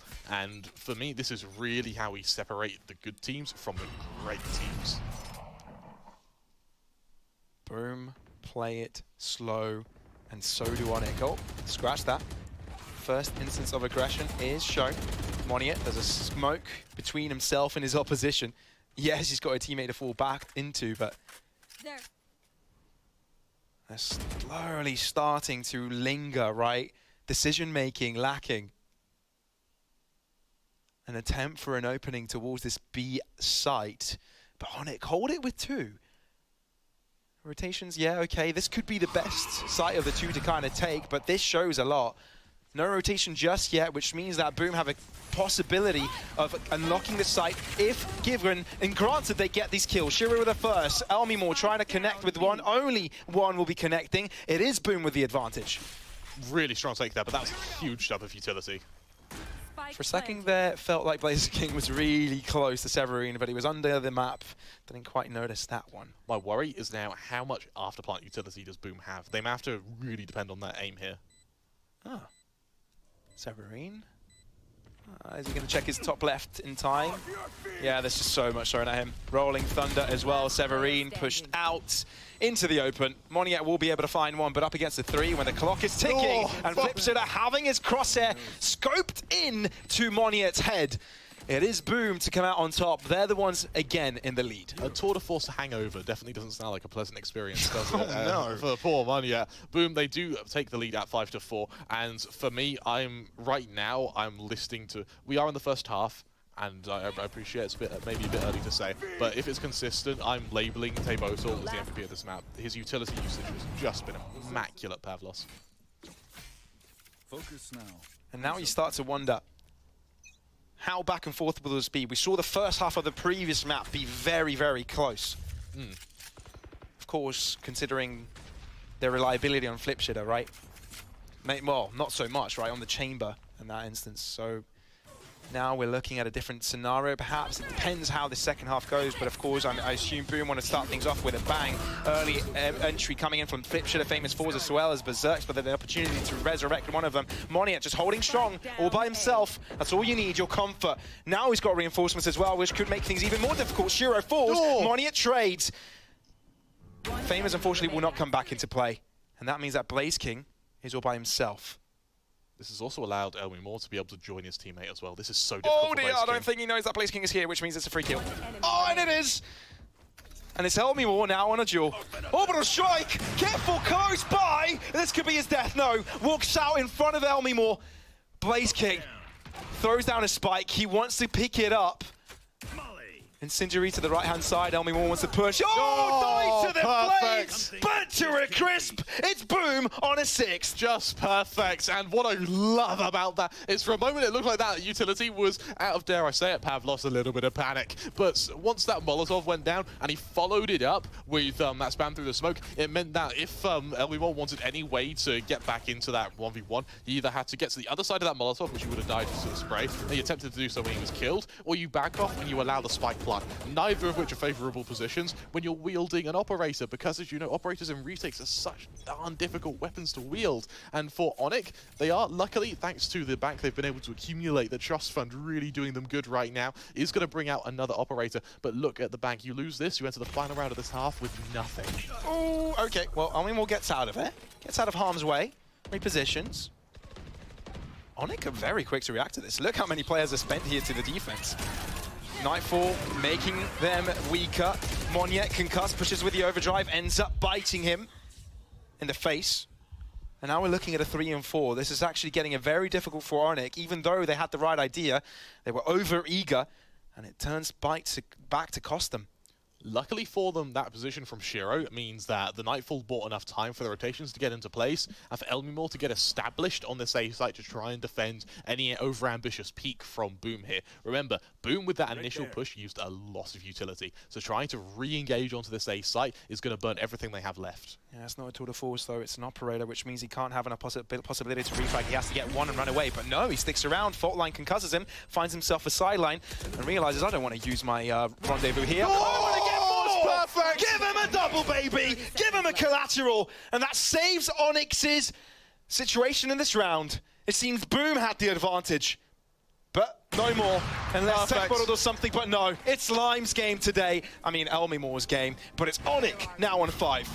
You like calling him Lime, don't you? I do like to call him. I see L-M-E there, and I'm like, there's an I missing there. So I was certainly going to leave a bitter taste for Boom, that's for sure. A really, really strong round. And honestly, if that operator, those operator kills, is what's going to bring the confidence to Elmimor, who's had an all-right game. It's fairly average for him. This is where he wakes up. Once he realizes the impact he can have with these snipers, now he has one round left to prove it and to set himself up for the attack. Surprisingly, the operator goes to Severin here, who's potentially working with a very good spawn to crunch onto Dish here. Elmimor is just having a field day. It was like, let me do some heavy lifting now. I want some of this. Well, yeah, you've done all right. Yes, Yeah. Take a step back. Give me a chance. Have a few rounds off. Relax. I've got this. Let me take Put the your feet up, reins. man. Get a foot massage. That's some good teammating. Yeah, you know, looking out for him. Flipshitter has to be careful here, though. Yeah, it's looking rough for Boom. We may be seeing a 6-6 half, unless we see some madness. Flipshitter in a really good position, but the Prowler, of course, will be spotting him, not able to replace his crosshair at the right position in time. Death Bottle in trouble. Elmimor again. It's got to be Elmimor, right? And with Famous, all that remains for the Hounds of Boom. Spike will be collected, but other than that, there is not much he can do.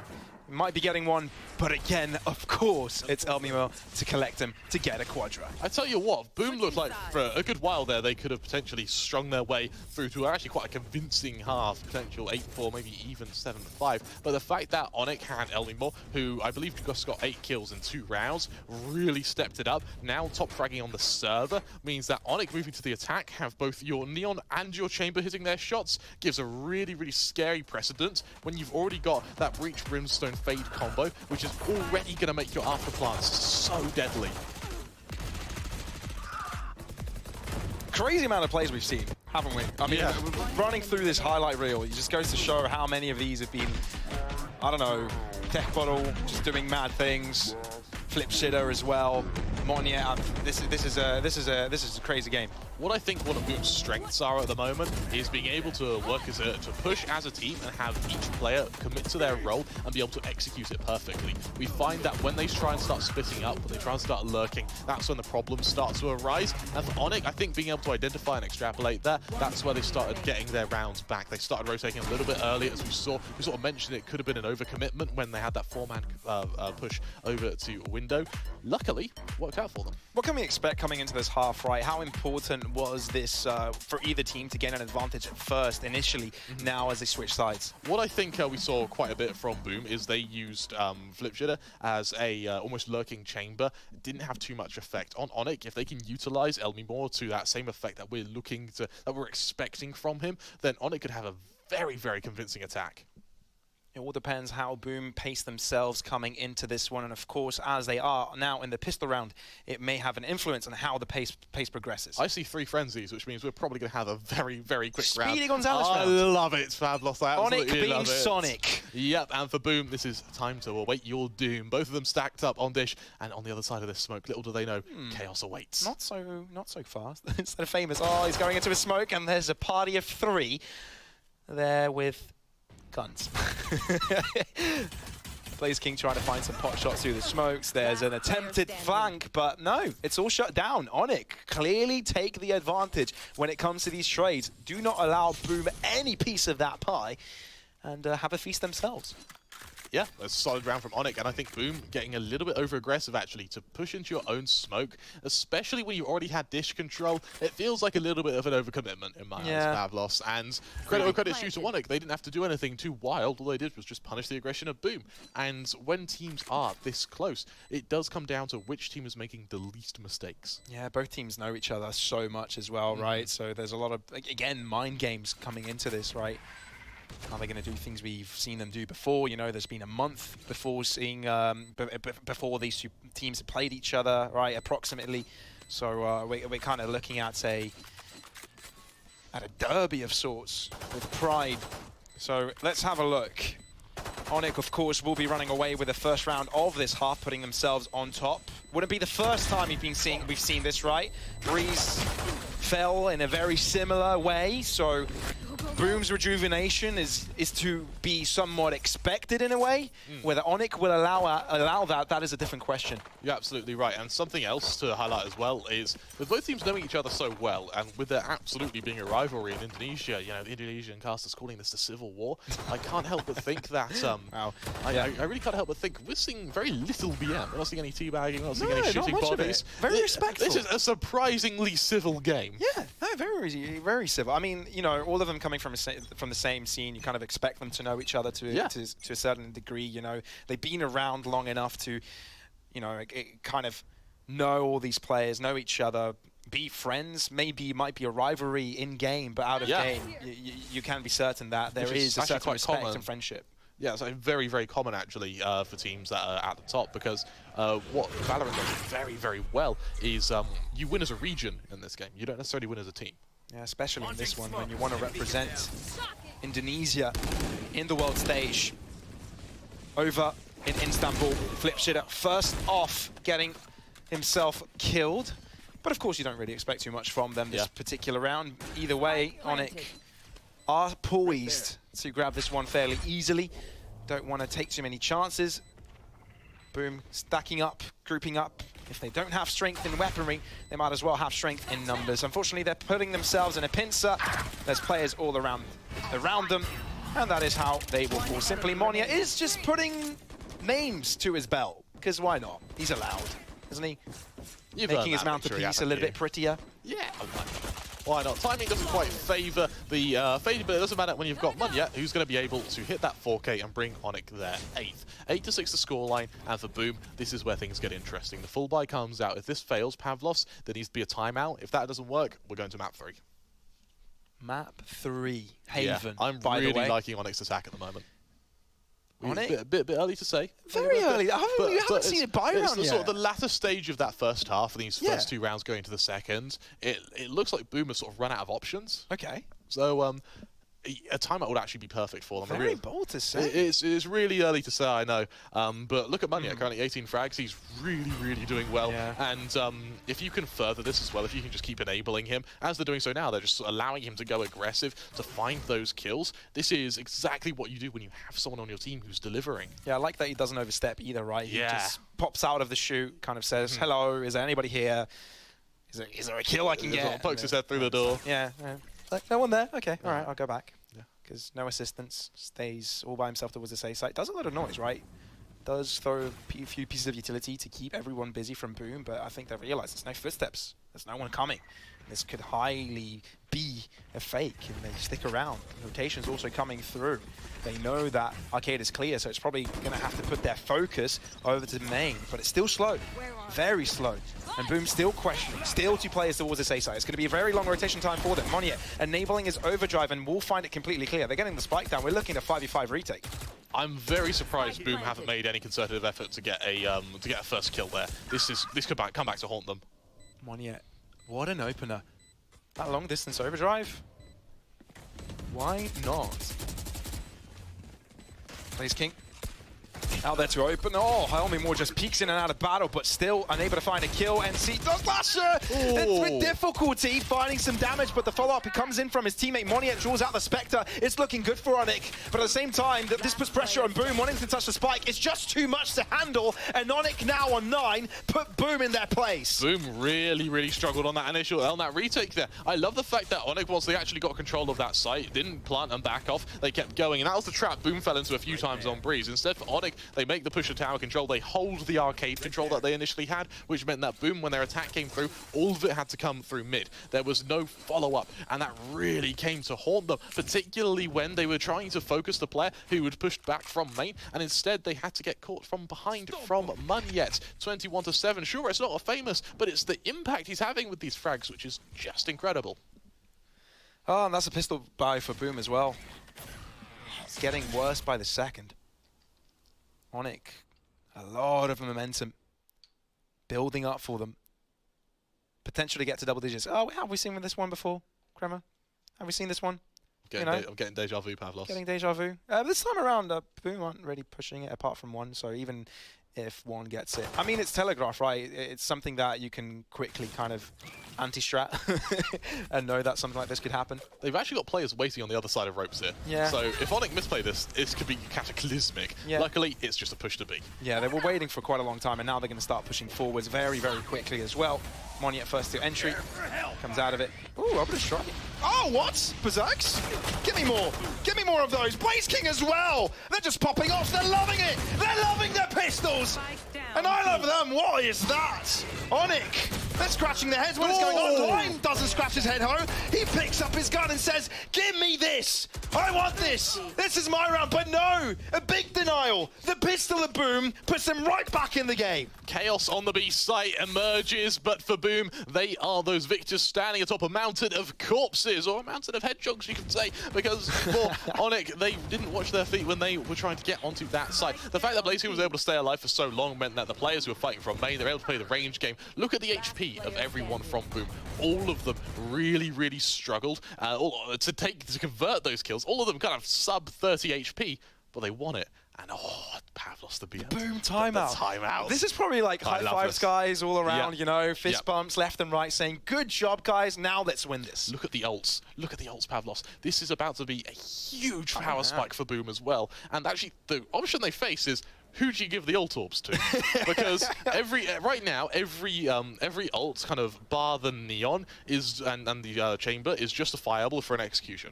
So an orbital strike would be perfect, as would a rolling thunder, as would a null command. In fact, dare I say, an overdrive has its place, is a little bit more situational, and with ONIC, the only real response they have on the horizon is the tour de force from Elmimore, and with the money of ONIC as well. Remember, they did have a few successful rounds, but they did suffer casualties. They can buy, but that cash is going to keep getting pummels for every player that falls. Now remember, when a timeout is used, the opposing coach can also talk. Exactly. So ONIC may have kind of used this opportunity themselves to compose after losing that. For sure. So yeah, it's a very strategical tool to use, and sometimes may come back to bite you. Let's see if that is the case this time around, or Boom can prevail and use the momentum that they've gained with that pistol win in their favor. Very aggressive here from Berserks.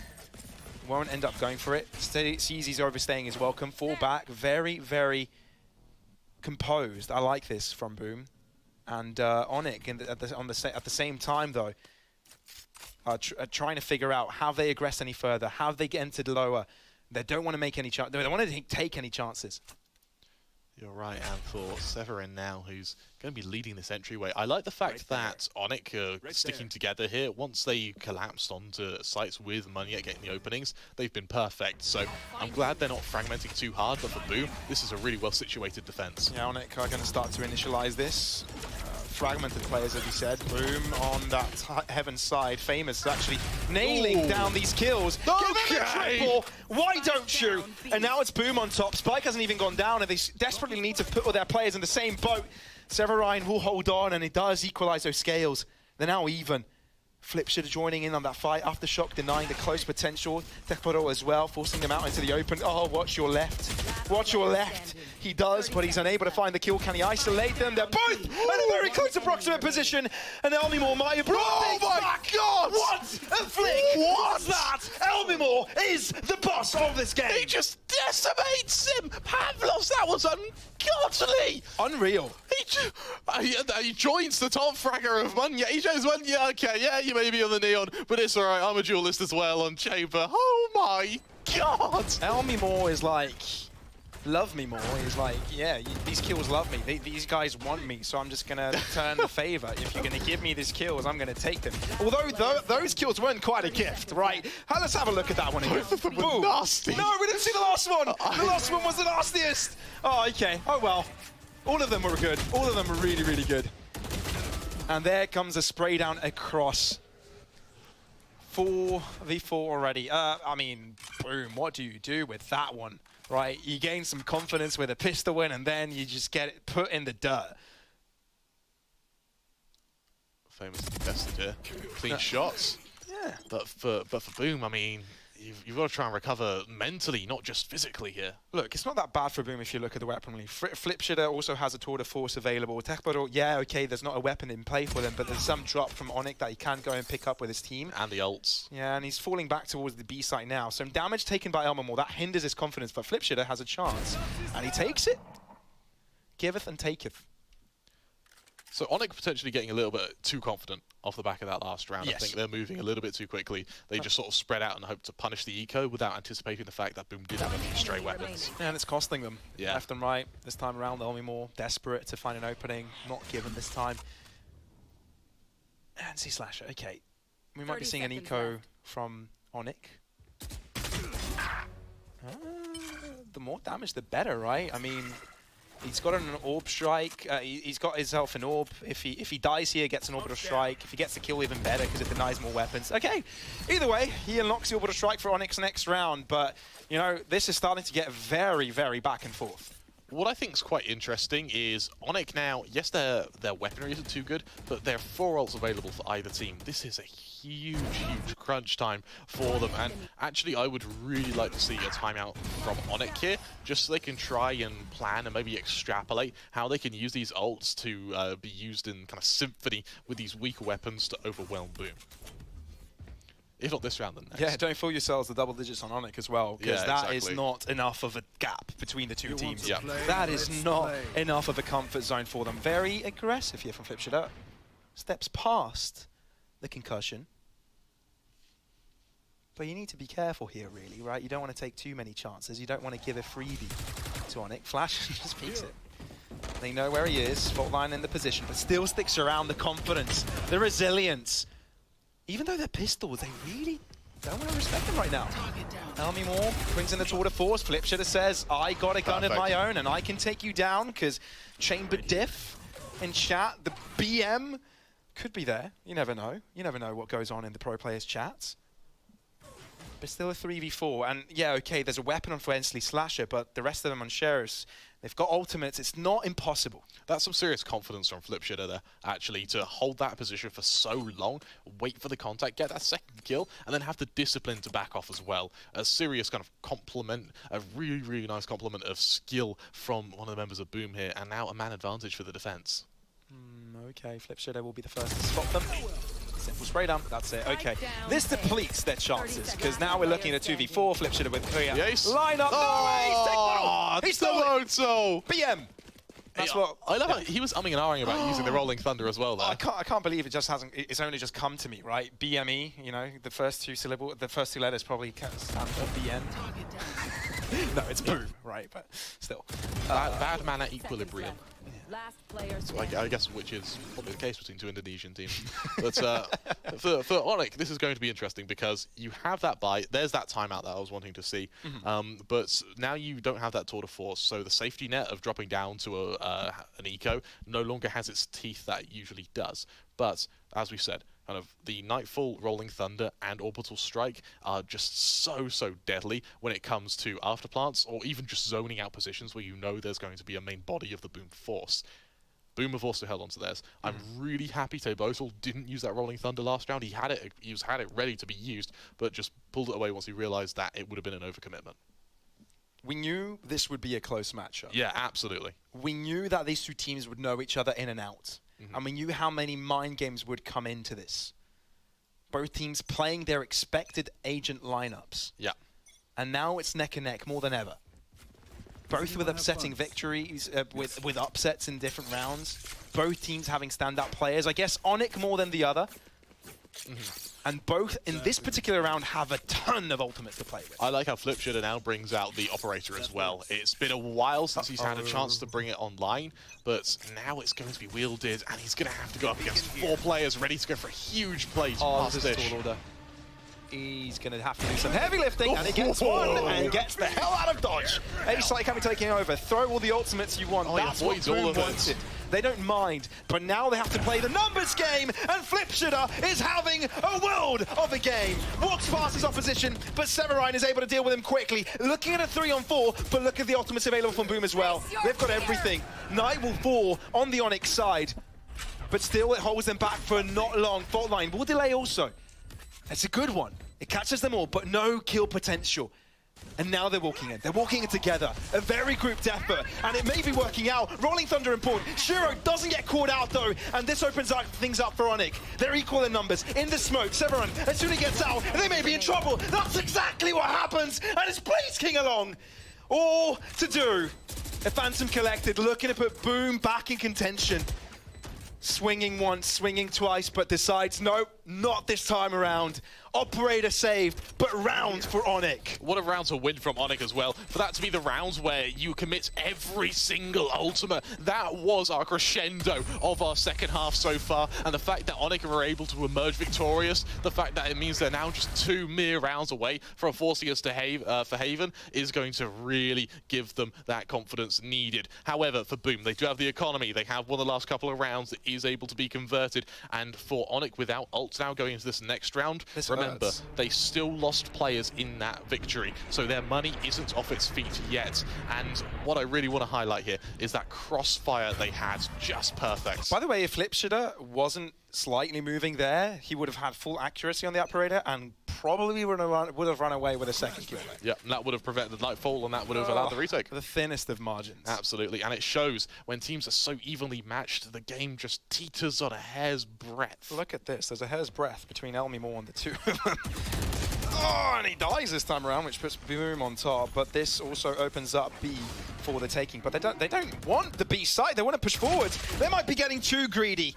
But it's still traded. Blaze King knows what's coming to him. And he takes them both down. Perfect spray transfer. Berserk goes berserk. And the spike may be defused to put Boom on double digits. It's Boom instantly back with the repartee. They find just such a strong defense there. And the fact they were able to use that stim beacon as well, that transfer on the players aggressing into them, means Boom instantly identified the fact that ONIC knew they couldn't go back through arcade, they couldn't push through, go through main, they had to try and push through to defenders spawn, and that's where Boom were able to really punish that push there. 1 round is all the difference now, and we spoke about how Elmimore and Amunya are having great games. Yes, they're still top ranked for the server, but it's down below. It's the supporting cast that you really have to watch out for. And now it's economical recession for ONIC. Absolutely. It couldn't come at a worse time for them. No, it could not. And now look how they're spread out as well. They're trying to just split onto this B site, but this is where Boom punish it. Yeah, we've seen pistol wins before, and from ONIC as well in this series. So it can't happen twice, right? Surely. I love that right you had at the end of your sentence there had 3 question marks as well. Yeah, right. It has to. The uncertainty of outcomes.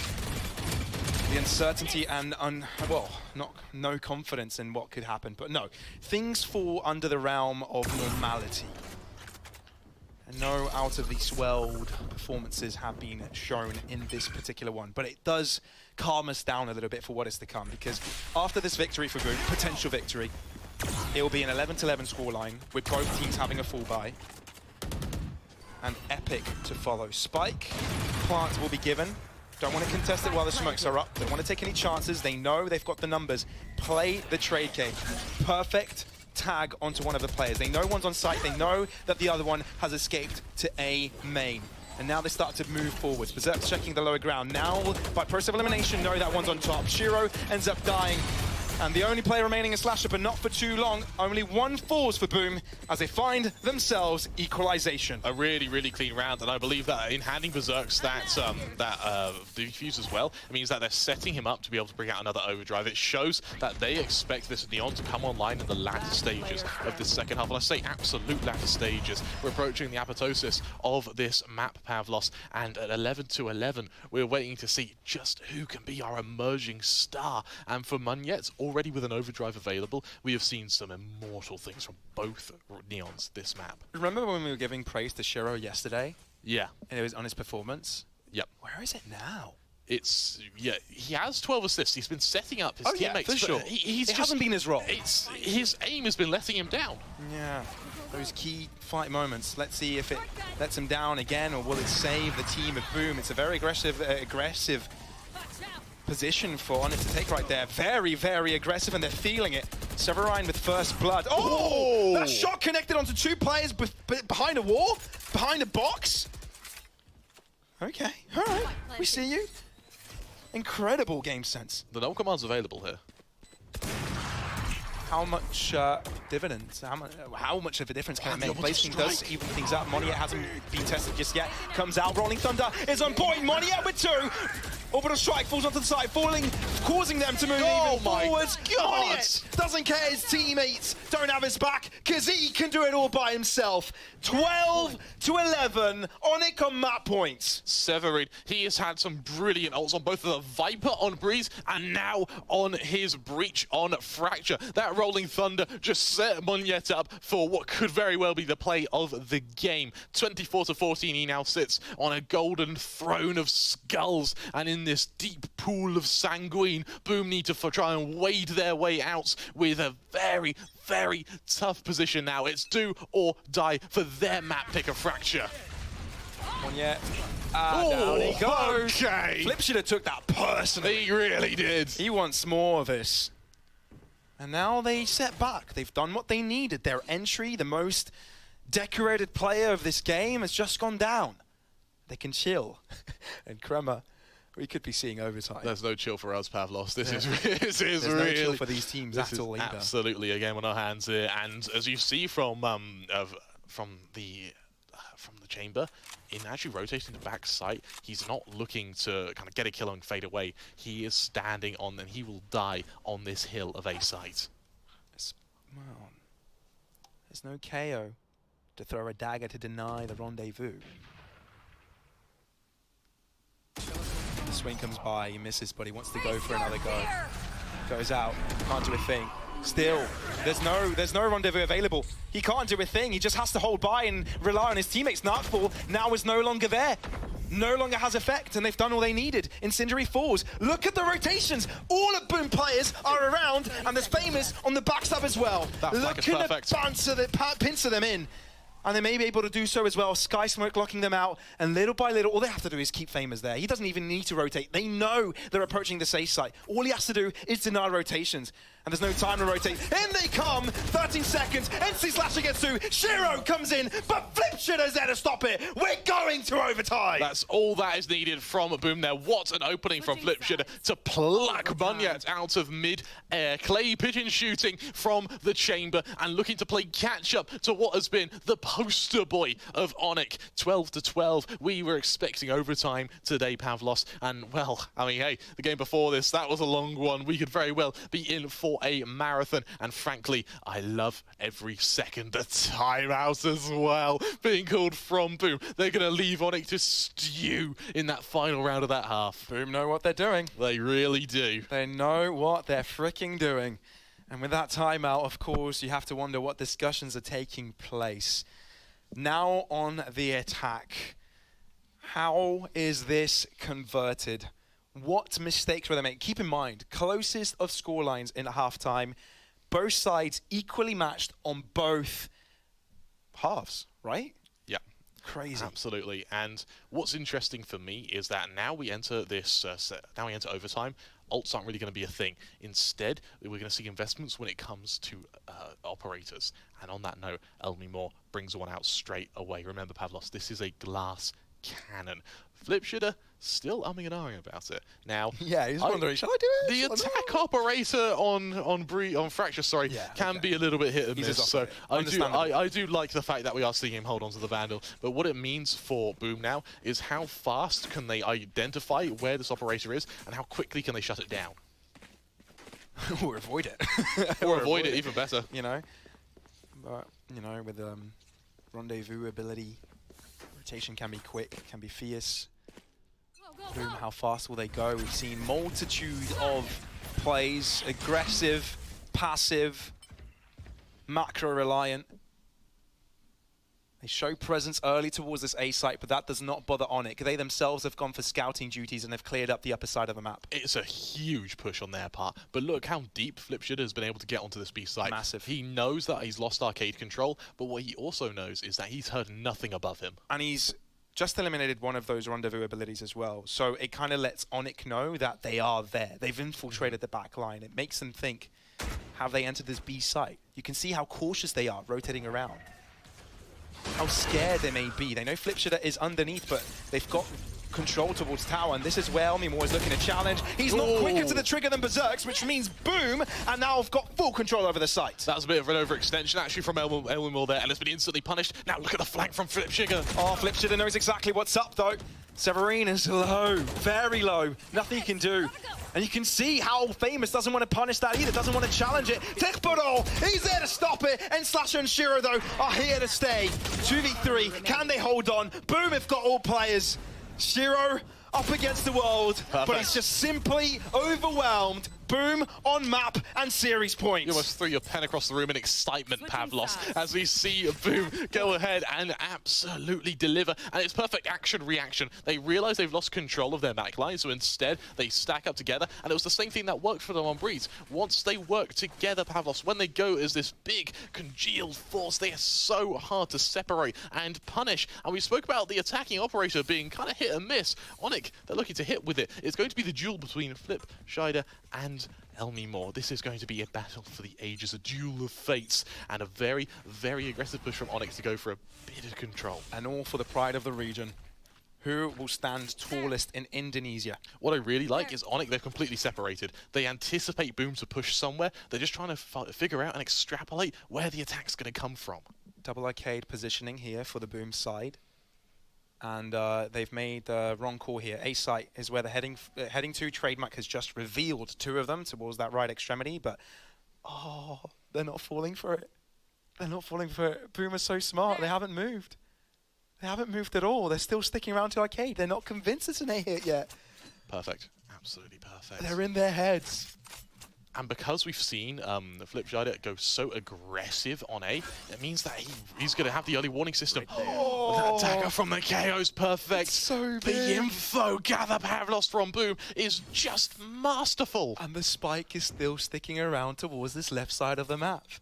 Severine, yes, was towards B, but he will still be, perhaps, oh no, into the crossfire. Flip Shider, he doesn't pull the trigger.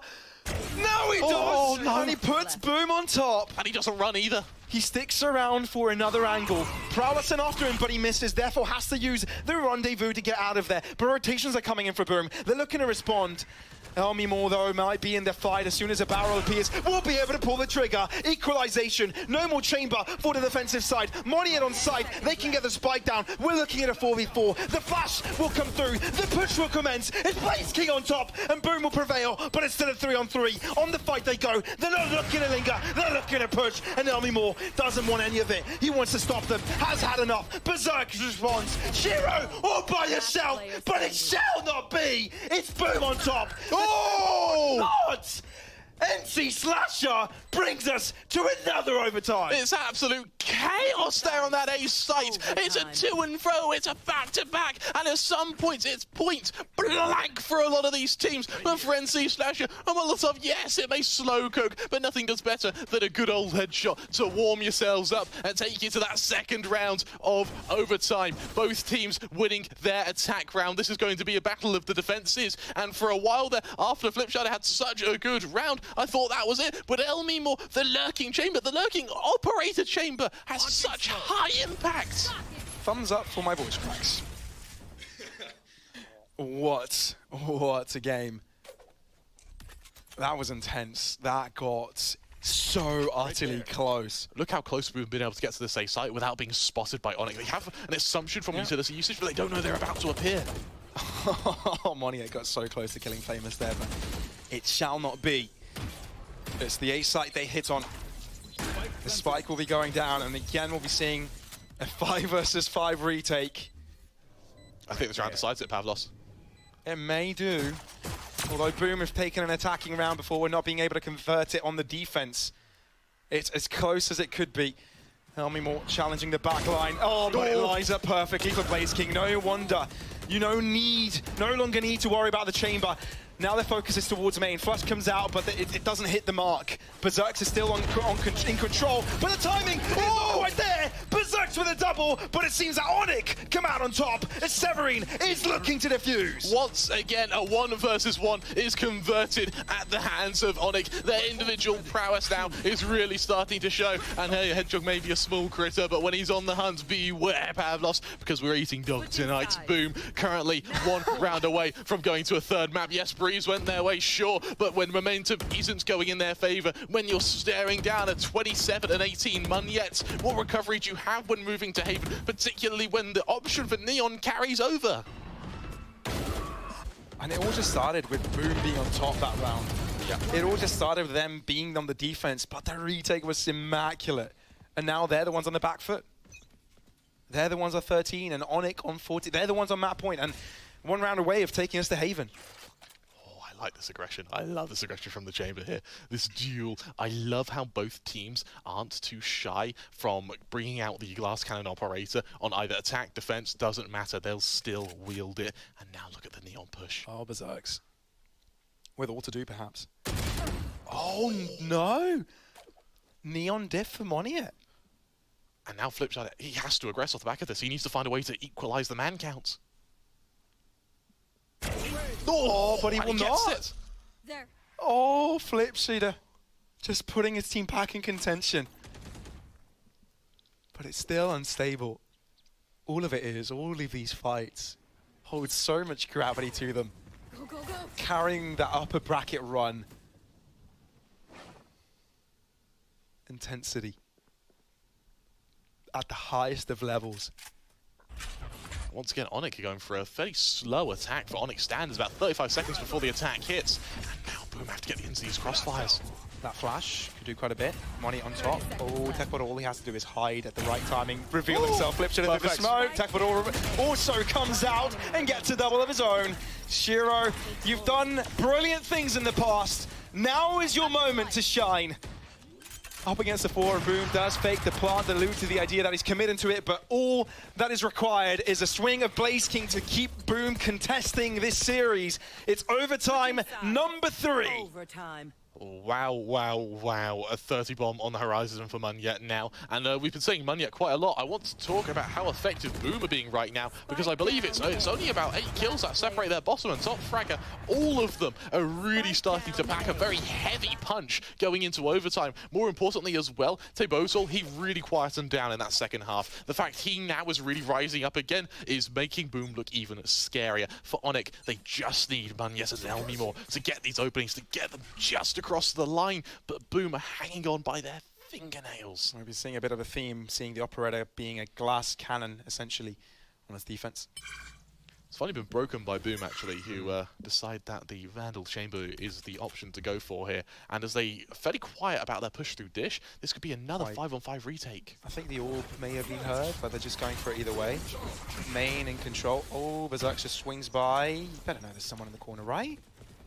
And the side they go. Spike can go down. But ONIC, they haven't lost the player. They can use everything at their exposure. I don't think they use any util either. This could be perfect. They don't even know there's someone close right. If someone just slowly walks it, This could be everything, but no.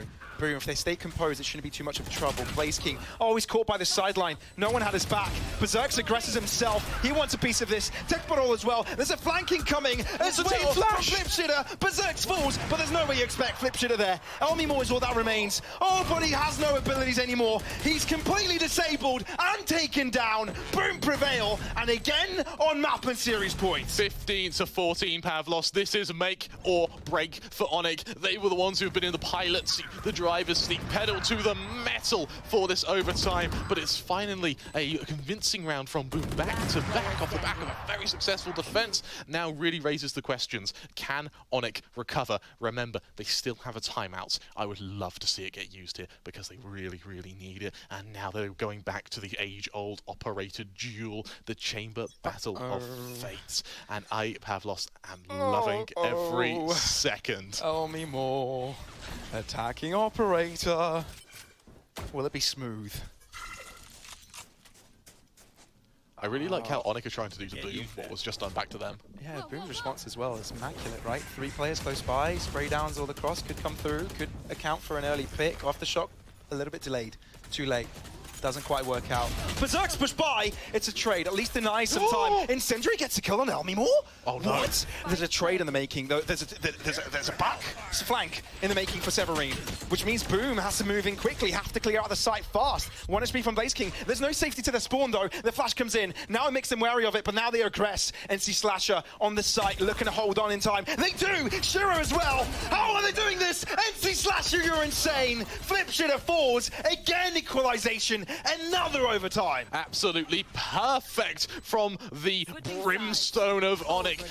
The kills are great, but that orbital strike as well to set up the rest of the team, to buy the time for the flank to come into fruition. Remember, the flank didn't have to kill anyone. Sometimes the threat of someone being there is scarier than actually having to fight them, and that alone delayed the push enough for ONIC to get set up for their defense. Absolutely immaculate plays from both teams right now, and as we do teeter and as we do set our gaze on what is almost perfection on Fracture, I'm really, really interested to this game coming down to who makes the least mistakes. I think it's 2 for 1 for Boom being on match points here on overtime.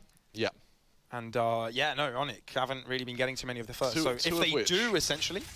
2 of which have come down to ONIC winning a 1v1. Very much so. So this is getting very, very difficult. ONIC have gone for something that they've done so many times this game, right? Clear up that upper side. Yeah. If I'm ONIC, I'm winning this round, then calling a timeout. Assuming they win this round. Assuming they win it. Well, entry may be permitted yet again. 5v5 retakes have been going in favor of ONIC quite a lot. When one player drops, it's Flip Shitter, right? Highly impactful for the Boom site. Aftershock, that's going to damage Berserk so much. They're going to spray across, not quite connecting, but it does soften him up a little bit. Oh, this is perfect. Oh, the flank. Oh, Blaze King. He can do everything. He can do so much. No, he's gone out! His gun was out of that box, and he will get taken down himself. ONIC have an opportunity to put themselves in the lead, to stop it all from happening. Famous with everything to do, and nothing that will be going his way. Neither for Berserks. And again, it is a topsy-turvy, and it's ONIC to put themselves on that pedestal. This is where I want to see the timeout. Pavlos, instant timeout from ONIC now. Try to go to their attack and really get into the heads of Boom. I think the only reason we haven't seen it this early is because they're trying to make sure that Boom's coach doesn't get a chance to talk to them. There's that timeout as we were expecting, and I'm really, really looking forward to seeing now what comes of this. What sort of strange and weird and wonderful strats are we going to see come into fruition? We've been for a treat with 3 mappers in a day. And we've seen overtimes as well. It's a gorgeous day for Valorant here in APAC LCQ. I'm going to put a player on blast, Pavlos. Can you guess who it is? Is it Shiro, perhaps? It's Shiro. He's had a really quiet game. However, here's the thing. Shiro's utility usage has been perfect. He's been setting up many kills for ONIC. A lot of money at success has come because Shiro has enabled it, but it's when Shiro actually has to fight, his aim is starting to let him down a little bit here. And in the grand scheme of things, that doesn't really matter. because Munyet and Elmimor are having such a good game. But when it comes this close, when we're going to kind of our fourth and fifth overtime, that's when it really starts to become apparent that ONIC are struggling ever so slightly in firepower. Whereas you look over to Boom, it's hardly any kills separate the top of the fragger, only 7. When you're this far into a game, that's nothing. Yeah, and this time Elmimor not going for that attacking operator. Calling out for the Vandal. And change of pace as well. Look how now Elmimor's taking up a lurk role, where the rest of ONIC are going to go for a strict default hit through a main. And they know this is where Boom have been really committing to defend. Is this going to be a very fast-paced play? Because we've seen both worlds here. Oh, look at Moniet just running past. Info definitely is being telegraphed. Berserks comes out on top. Berserks with a double, holds on, finds himself cover, does get sprayed upon the box. Still holding on. Elmimor finds himself, but it's Blaze King on site to keep it. My God! Oh, look, NK. It's an equalizer once again, and Boom stay in the game. Your coach can't save you now when you're trapped on a site with Blaze King, the new top fragger of Boom, the new heavy hitter. All hail the king. Yeah, Monyet may have hit 30 kills, but it's still not been enough to get his team over the line. Once again, we are at a stalemate between our Indonesian deities. So, Berserks and Blaze King, the double Bs of this team, it just did it themselves. Yep. Nothing else was needed. I love that also because that's the confidence round. Now we're going to see some aggression. But you're also seeing how difficult it is for these teams to close out their games. Yeah. How the pressure gets on. All right, this is where we close it, guys. This is go time, right? This is squeaky bum time. And it all falls flat because they put extra pressure on themselves and just don't connect their shots as they should be. Berserks in the smoke! Oh, perfect. Berserks keeps it going. The pressure is on. He wants to go all the way around and put pressure onto the back line. Flip shit on the other side. There's only one on side. I don't think he's been tested yet. Moniet, I don't think they know he's there, which means he can do so much when they move out of the smoke. If he just hides in time, trigger discipline by Moniet, but he's only good for 2. Shuro as well, chiming in, tech pedal controlling, and it's Elmimor. Elmimor with everything to do. This is so smart, Boom. They're going to go away. This is so smart, Pavlos. And they're being very slow by doing so, right? Slowly traversing through it because they have no clue where Elmimor is. Bear in mind, Elmimor on a glass cannon as well means he's going to really get hurt by this utility of Tebotal, who is 1 away from being able to get that Rolling Thunder. There's a world here where he goes up to Dish. If that Ult Orb is there, he gets the Rolling Thunder, and then Boom just play the afterplant. Even so, right? Even if Boom get this victory, we already start to think, are they going to be able to close it out? But first things first. That's that Rolling Thunder. Close that round. That is indeed a Rolling Thunder, which begs the question, where are they going to set up? Now, for Elmimor, going through Dish means that you do have the angle to try and isolate a 1v1. However, it's the follow-up he needs to worry about. He has the option to teleport away, but he desperately needs this first kill. They have an impression he's going to come over from main, but instead he's coming over Dish. He's trying to spot... Oh, that's an elbow. Free info, gives away his own ground, Rolling Thunder in his direction. The hell out of dodge, none of that. But he may give him another opportunity, but with an operator, this is not optimal. They just hide away, no! Oh, into the open to put him on a throne, especially if he would have gotten another kill, but no. Flip Shitter puts a big denial to that one, and it's Boom on top with a 17th round. Once again, Boom find themselves in the lead, and once again, Boom find themselves on the precipice of actually throwing a way around that they were just able just able to hold on to. For ONIC now, if it is go time for Munyet and Elmimor, 2 players who have been instrumental to getting them this far. But once again, look how they've been setting up. It's the same setup ONIC did on their last attack round, with the lurking Elmimor, with everyone else hovering around this backline, figuring out if and where Boom are going to be aggressing.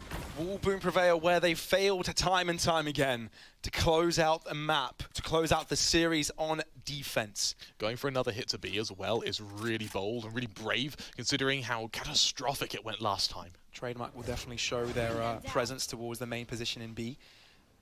Prowler clearing out the bottom side, but it's heavily infiltrated by defenders, right? Blaze King spotted aftershock to force him out into the open. The aggression is here. Sight will be taking over. Dash comes through, fragment to delay. That's a shorty! Oh, they're baiting for it. They're baiting for it so much. And the Severine to come out on top. Flip Shitter holding onto his ground. He wants more of it. Stunned up. Can he get it? Monyet in his face. ONIC, they're so close to ending things here, but there's still 3 players alive for Boom, and the hope is with them. A 3 versus 4 retake. The one thing that may come back to haunt ONIC is that there are 3 players having to commit to holding from tower. All 3 players playing together. This fault line could be massive though. Monia, he delivers, and no one close by to deliver with that one. Tekporo, can he put his team on his shoulders? And Cindery will definitely delay the spike diffuse, or they're going to rotate all the way around. Tekporo is seized in place, can't push forwards, and he's also damaged up a bit. They're starting to diffuse, but can they account for the corner? They're not. Diffuse halfway. Blaze King cannot deliver himself. We're still going, everybody. These 2 teams love overtime, and they love staying in this game. This is where the mistakes start to show a little bit as well. Pavlos Botol, he had the aftershocks available there to try and zone out, to try to sit that duel in tower. The fact he doesn't take it means that ONIC are able to swing his 2, shut him down, and then have the last player, the low HP player at that, end up flanking, cancelling that defuse. 17 to 17, Pavlos. We could be here all day because right now these teams look inseparable. We've seen heroics from either side, and unfortunately what that means is that it's going to come down to every minor mistake, every little misstep.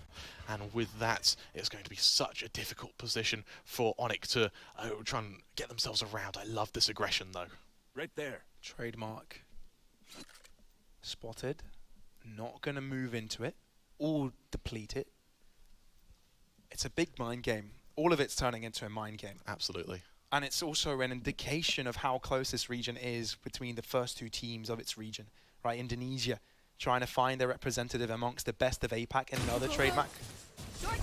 Given over, he is Boom, progressing onto the side. I don't think it's going to see too much contention here. Lelmimo only had a chance to pull the trigger once, but he's instantly out of that position. Boom with a take, but is it going to be a guaranteed victory? This is a fairly slow flank from ONIC as well here. Flip Shadow, he's just going to spot it out. Suddenly, ONIC may be in trouble here. Look at the breach. Sticks around. Sticks around. Oh dear, Flip Shadow dead. Moniet looks to do a caress. Moniet with 2. ONIC want to be the ones on top here, but Tekporo is winning the trades on the other end. Berserks looks to join in on that fray, and he's keeping the main side of the ace site completely clear for his team. But look at this. Blaze King sets ablaze with the spike, denying the defusal. Shiro chimes in, but it's still a 2v2. No heaven control of Blaze King, and Tekporo has to do it alone. Spray down across the spike. It's being diffused, but he cannot hear it. He doesn't know. Has to spray down, but he's not accurate with it. He's not accurate with it. Oh, it's perfect! He gets it in time. Runs out of bullets. Running out of time. Boom! On top yet again. Botol, what a round, and for Boom, that'll be their 18th, 18 to 17. We could be here for a very, very long time, but it comes at such a strong rotation there from the members of Boom to be able to get that rotation from the breach. Remember, he started that round in dish. He went back around, took the ropes, crossed all the way down, and then went from his own spawn to shut down and to outflank ONIC. Such a smart play, and what an absolutely creative way to bring match and series points. Flips to the Tekporo as well. Boom, this could be it. This could be it. Unless ONIC come away with magic. If they do, they're better cadabras and flank. Get them down. Yeah, it's exactly. There's nowhere to run, nowhere to hide, and they have no clue. Berserks is behind them. This really could be it. This could be where Boom end this series and carry on their run in this upper bracket and prove themselves to be the best of Indonesia and the hope of that country. Look at this. Severine just by himself, 4 players, and I think this is where Boom draw the line. All they need to do is just stand by that spike, and it's just putting Severine in the toughest of spots, the toughest of positions. And he's just hoping mistakes will be made by his opposition. He's hoping that Boom do something wrong here, but they simply will not do that. Hope is all he's got. Hope will be dying last. But unfortunately from his team, he may be the one to die last. He's trying to prevent the unavoidable. Boom, get it done. 19 to 17, a 2-0 victory that felt like an eternity. Boom, they come out as rank 1 in Indonesia. Their sovereignty continues. All hail the king. Throwing right to the desk, everybody, as they try and break this banger of a game. Honestly, I have have no clue where to begin. Second overtime today, and it was like a tug of war since the first map. Where can you actually begin with this, right? We can try in the start when it's 6-6 in the very beginning, 2-2 each single time. You continue on with a good start for ONIC G over in that second half, but from there it's back and forth in the overtimes. I mean, how many 4Ks, how many 3Ks, how many moments in those overtimes were we on the edge of our chairs and then 10 miles that way? I've literally got no words, so I'm going to start with Tash. You've missed the perfect opportunity for Here Comes the Boom, because that's exactly what we had in that series. It was absolutely incredible the way ONIC G almost made it happen so many times. I still remember those swing moments. Elmi Moore back-to-back 4Ks around middle of the map. It finally brought it to that 6-6 point. It was tight, it was close, and then we went into overtime, and you guys should have seen us. If we had cams in here as well, we were losing our minds the entire time. Yeah, honestly, when we talk about Elmi Moore in this particular match, he was absolutely just going crazy. There were so many clutch moments. He really stepped it up. And you could tell that he was hungry to make something happen. Unfortunately, his team wasn't able to follow up. Well, this is it, right? I said before this game started, this series started, that all 10 players in this server have the potential to absolutely pop off, and we pretty much saw that from 9 of them in the server right now. Shiro, a little bit of an underwhelming performance, but you looked over towards his assists, and he was still getting in this series somewhat. Yeah, basically, look, with the Fade pick, it was a bit questionable when it came into it. Definitely the assist on the back of that utility, but I've got to admit, looking back through the statistics, the amount of 3Ks and 4Ks that we saw come through all of the series, and then for it to end up on that Te Bottle last-minute clutch in the face of adversity, spraying away. I really want to see how much left was on that time on the defuse. Yeah, but it was bugger all. It's just so many times as well. Like, we look at this series, and even the last series, right? In those overtimes, these teams were so neck and neck that it's a coin flip at that point. The plays coming through, you're going deep in towards your strat book, and you're pulling out whatever you can, but then you're throwing out the script as well, because people are getting 2Ks, 3Ks, 4Ks.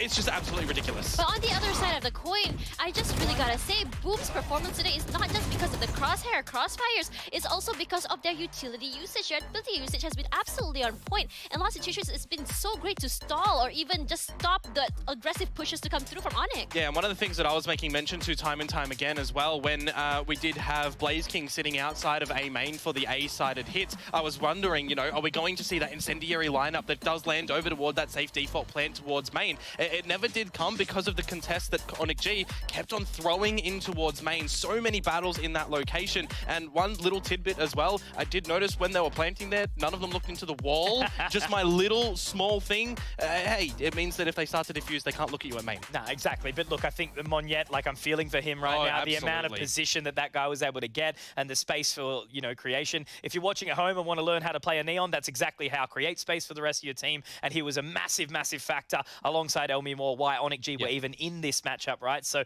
I've got to give my props to Boom, right? To win a series like that 2-0, I called that it was going to go to Haven, and we were that close. And production was basically like, can game finish? Just nearly got there with the amount of OT. So close. And yeah. But look, I got to admit, that was probably not only the best game of the competition so far, but one of the best games of Valorant I've seen in a long time. I mean, that's the reason why this is the first match of the upper bracket. Yeah. It's a great opening, I think, for that. It really sets the standard for Indonesian Valorant.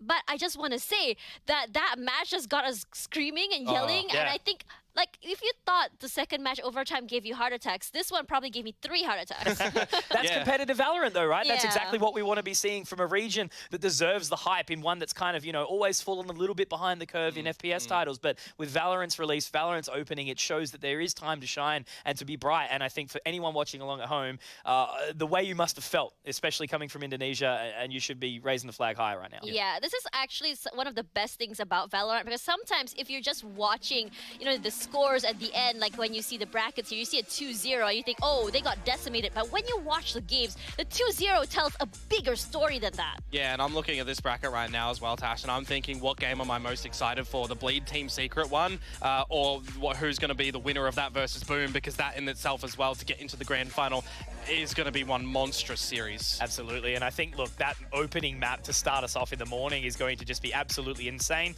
Bleed versus Team Secret, 2 of the top seeded teams. I believe it was, what, Team Secret third, just behind ONIC G from memory. Bleed at the very, very top. It is just going to be an absolute belter to start fresh hot. And then obviously that elimination game as well between Order and Cerberus. Cerberus put in a real big fight, but like it wasn't quite enough. And then I think Alter Ego versus Myth is a bit of a question mark because there has been that back and forth. That's what I want to touch on right as well. The winner of that now has to face off against ONIC, who are looking like this right now. And even before that, right, you look at the overtime that we saw in our previous series, maybe it makes it a little bit better, but I don't know, man. Well, thinking about it, right, AE, boom, ONIC G. Who the hell is going to be the best? We've asked it so many times. And yeah, it's going to be that. If that ends up that way, that's just absolute insanity. So what a day. Honestly, you really get to show like how close the performance of all these teams are. And on top of that, we didn't see a performance this close during stage 2, which really shows that there's a lot at stake. So for now, that will be the end of the day. And I have to think that today is actually longer broadcast than usual because of the overtimes. Oh my God. However, I'm so glad that you guys decided to spend time with us to watch as much Valorant as you can. This is the VCT APAC LCQ 2022. Thank you guys so much for watching, and don't forget to follow us on our social media, Valorant Esports on Twitter, Instagram, YouTube, Twitch, and everything else between. I'm Tash Bunny alongside Conky as well as Komodo. We'll see you guys tomorrow.